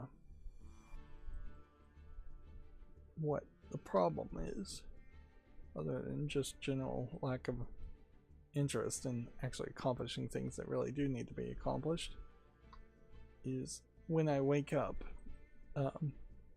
which is usually 3 or 4 in the afternoon these days, I am groggy and just not clear-headed for usually 2 to 3 hours. Then on a streaming day, that means I'm kind of rushed to even start streaming, and then by the time I'm done streaming, when these streams go very long, it is like 9 in the evening, which definitely feels like 9 or 10 in the evening. At that point, it definitely feels like it's should be time for bedtime, but the reality is that's when I'm just starting to get a burst of energy, and there is kind of nothing you can do when it's that late in the evening. And certainly I have yet to find a way in my entire life to encourage myself to go to sleep. Yeah, I can sympathize. I would never do it myself, but I can sympathize with people just going crazy and banging their heads against the wall to try and knock themselves out, or probably before doing something like that just self-medicating with alcohol or other drugs to go to sleep at a certain time. Yeah, I think there's a larger percentage than anyone really wants to admit. Well, interesting, this is being received well. Again, that's something I would be kind of interested in seeing a review on. But yeah, I think there is probably a large audience of people that are dependent on a glass of wine before bed, a light beer before bed, just to reduce way too much stress and medicate for insomnia. And even if you have like doctors prescription medicine for insomnia, it's all addictive and it's all useless because it doesn't create a situation that is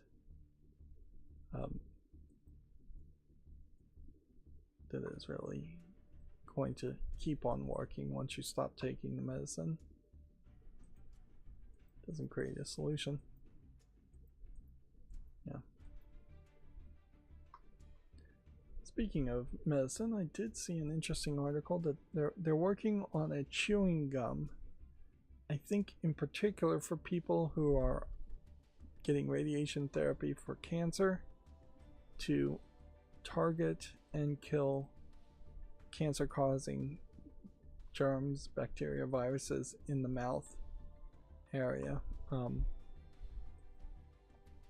because radiation often kills all the germs in the mouth area, leaving it open to be attacked by worse germs. In particular, it's targeting HPV, which causes throat cancer, as one of the germs it's targeting.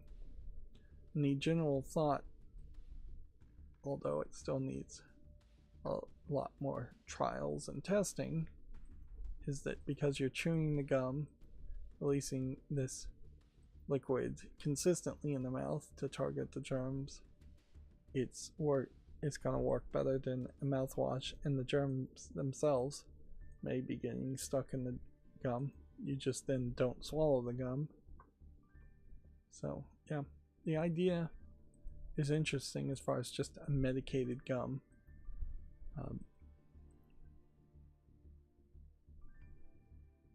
But yeah, I imagine a lot of the biome of the mouth might affect the body way more than people really would think, as much as we are starting to learn that the biome of the stomach affects the human brain and body a lot more than you think, and that a bad gut biome very possibly can contribute to mental afflictions. I even saw an anecdotal story of someone being very sick and bedridden, and then finally going to a dentist and having a rotten tooth pulled out, and as soon as the rotten tooth got pulled out, they felt way better, which also certainly makes sense that you would potentially just be slowly poisoned by a cavity or rotten tooth.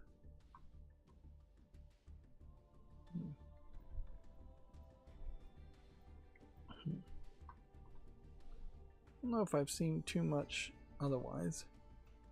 I'm basically, because I have nothing else to watch, re-watching the Spider Noir series in color this time.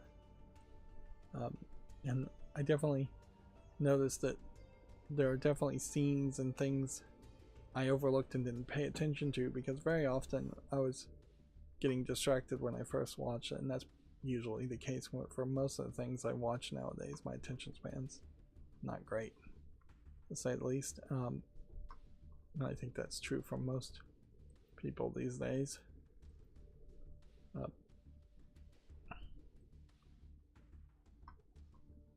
But yeah, the Chivalrous Knight anime on Hulu, every now and then I'll sit through an episode of that, and that really has just become a fighting series, which any anime series that starts off heavy on lewdness that is actually on a streaming service other than maybe Crunchyroll is probably going to drastically shift after the first couple episodes to something completely different, and the lewdness is just a way of tricking people to watching the first few episodes. Same is true for manga. It's like the first couple episodes are of, or a couple issues of a manga might be very different just to get people's attention, and then they have to stretch things out and add tons of ridiculous battle arcs and things like that.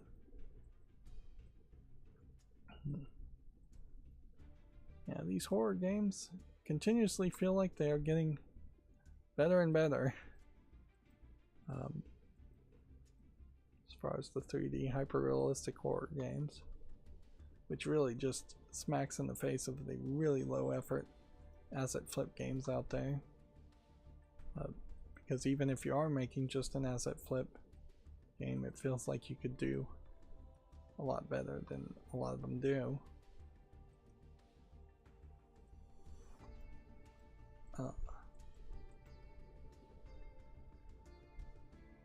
So it's a typing game, but it doesn't look particularly interesting. I'm going to put it on the follow list anyways. I'm not going to make a YouTube short on it or pretend like I'm going to do that. Starting to see more of these feels like live action games.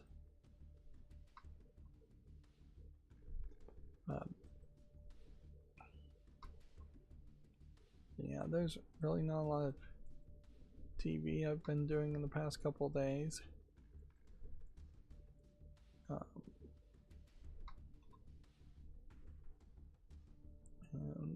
And not a lot I think that is going to happen while the summer happens. I did see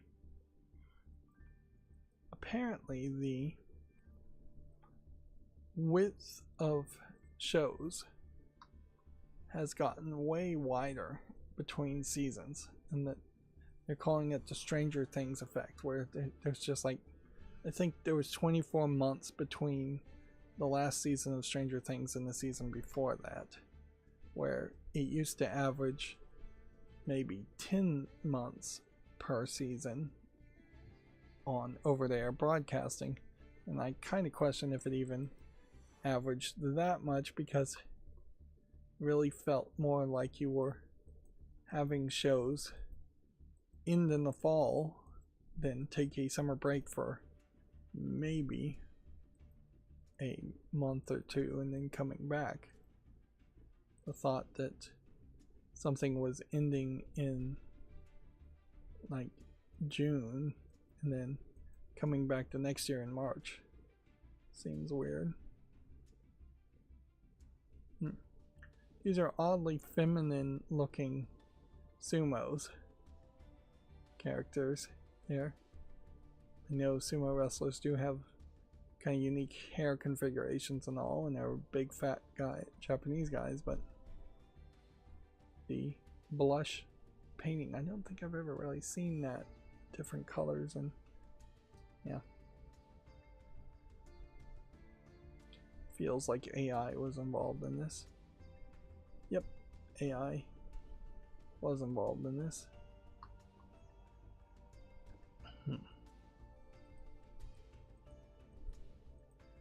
Yeah. What I need to work on, I guess, is just moving stuff over from one Wi-Fi to the other. It makes a lot of logical sense to move the data over, get it running, let it sit, and then plug in the cords over the weekend and make sure everything still works at that point. But yeah, at some point I should just get it to work, make sure it works. There is an experiment certainly to try that might completely eliminate my ISP's modem from being involved. If that works, that would be great. In reality, probably isn't going to work, and hopefully it doesn't break anything.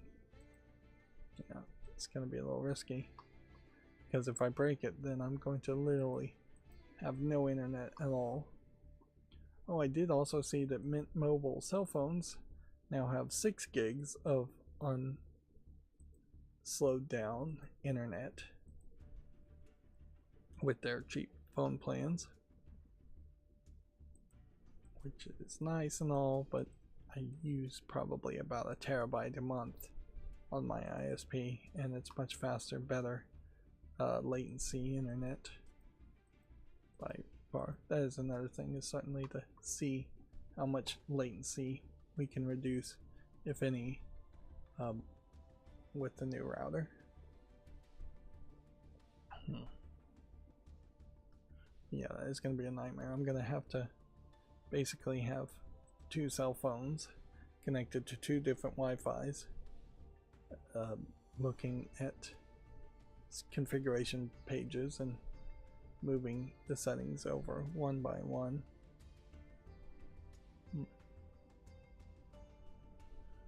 Or is there another way to do it?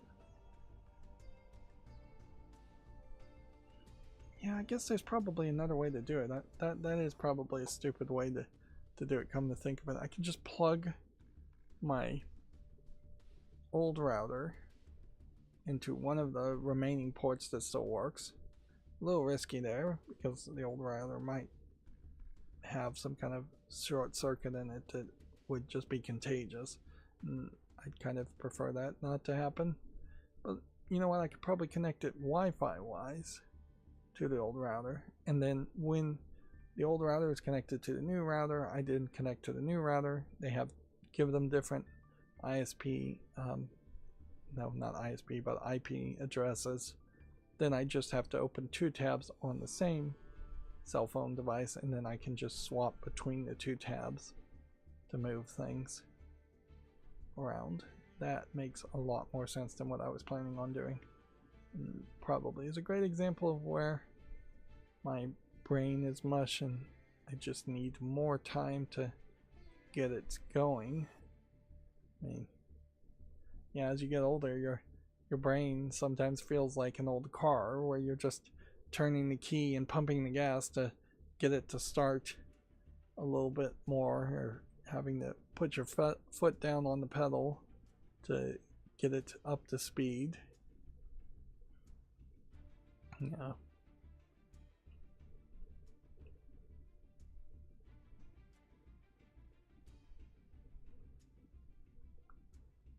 Yeah, I don't actually think I want to do any flawless cleanup today, but we're scrolling down it just in case. And then we'll end at that, and it's almost exactly 4 hours long as far as the stream because of the Nintendo Direct. Hopefully by Friday we'll be done with all of these announcements and we can get back to focusing in on games that are actually coming out anytime soon. That's going to be it for this stream. As always, I ask you to like, share, subscribe, comment, and keep on watching.